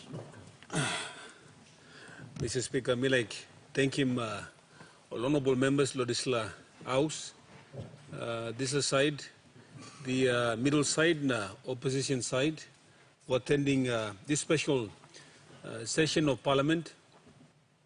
And last week, Tamil moved law. Again, come today. I thought a few members would attend, given that independence is near, and few other things were happening as well. But all members attend in full, and we thank him.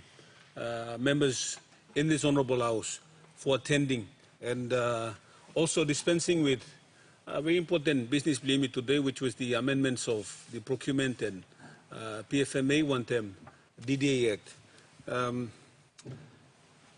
Mr. Speaker, me like now move was him. You may genim Parliament's on his rising that you may move na agenda along October 12th, 2 p.m. or Tuesday. Thank you. The question is that the motion be agreed to. Those in favor say aye. Aye. Those against say no. The ayes have it. Honorable members, before CIMA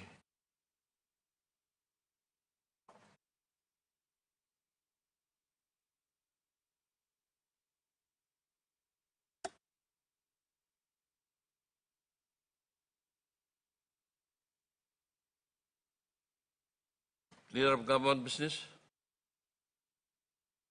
Kim, one of me wishing you happy independence, na best wishes na safe travel back. Na time you come lo October 12 you can come bungen. I want them to move again that you may join Parliament go 12th October Tuesday 2 p.m. Thank you. The question is that the motion be agreed to. Those in favor say aye. Aye. Those against say no. The ayes have it. Honorable members, before CIMA make an announcement along Parliament agenda, I like talk Savel all the honorable members of SEM. You may get outside lo front lo parliament, all one plug group, oli kam long. Wanimo, oli kole mol Queen of Paradise Orchestra team, all ma walking sambla performance, Governor Blo NCDMI kisimoli kam, long 46th Independence Anniversary, lo here lo city Bali perform. But today Bali perform lo front lo parliament, so ask him go lo you all honorable members suppose you can go on witness him only perform. One time display. Parliament now adjourn, call 12th October, 2 o'clock afternoon.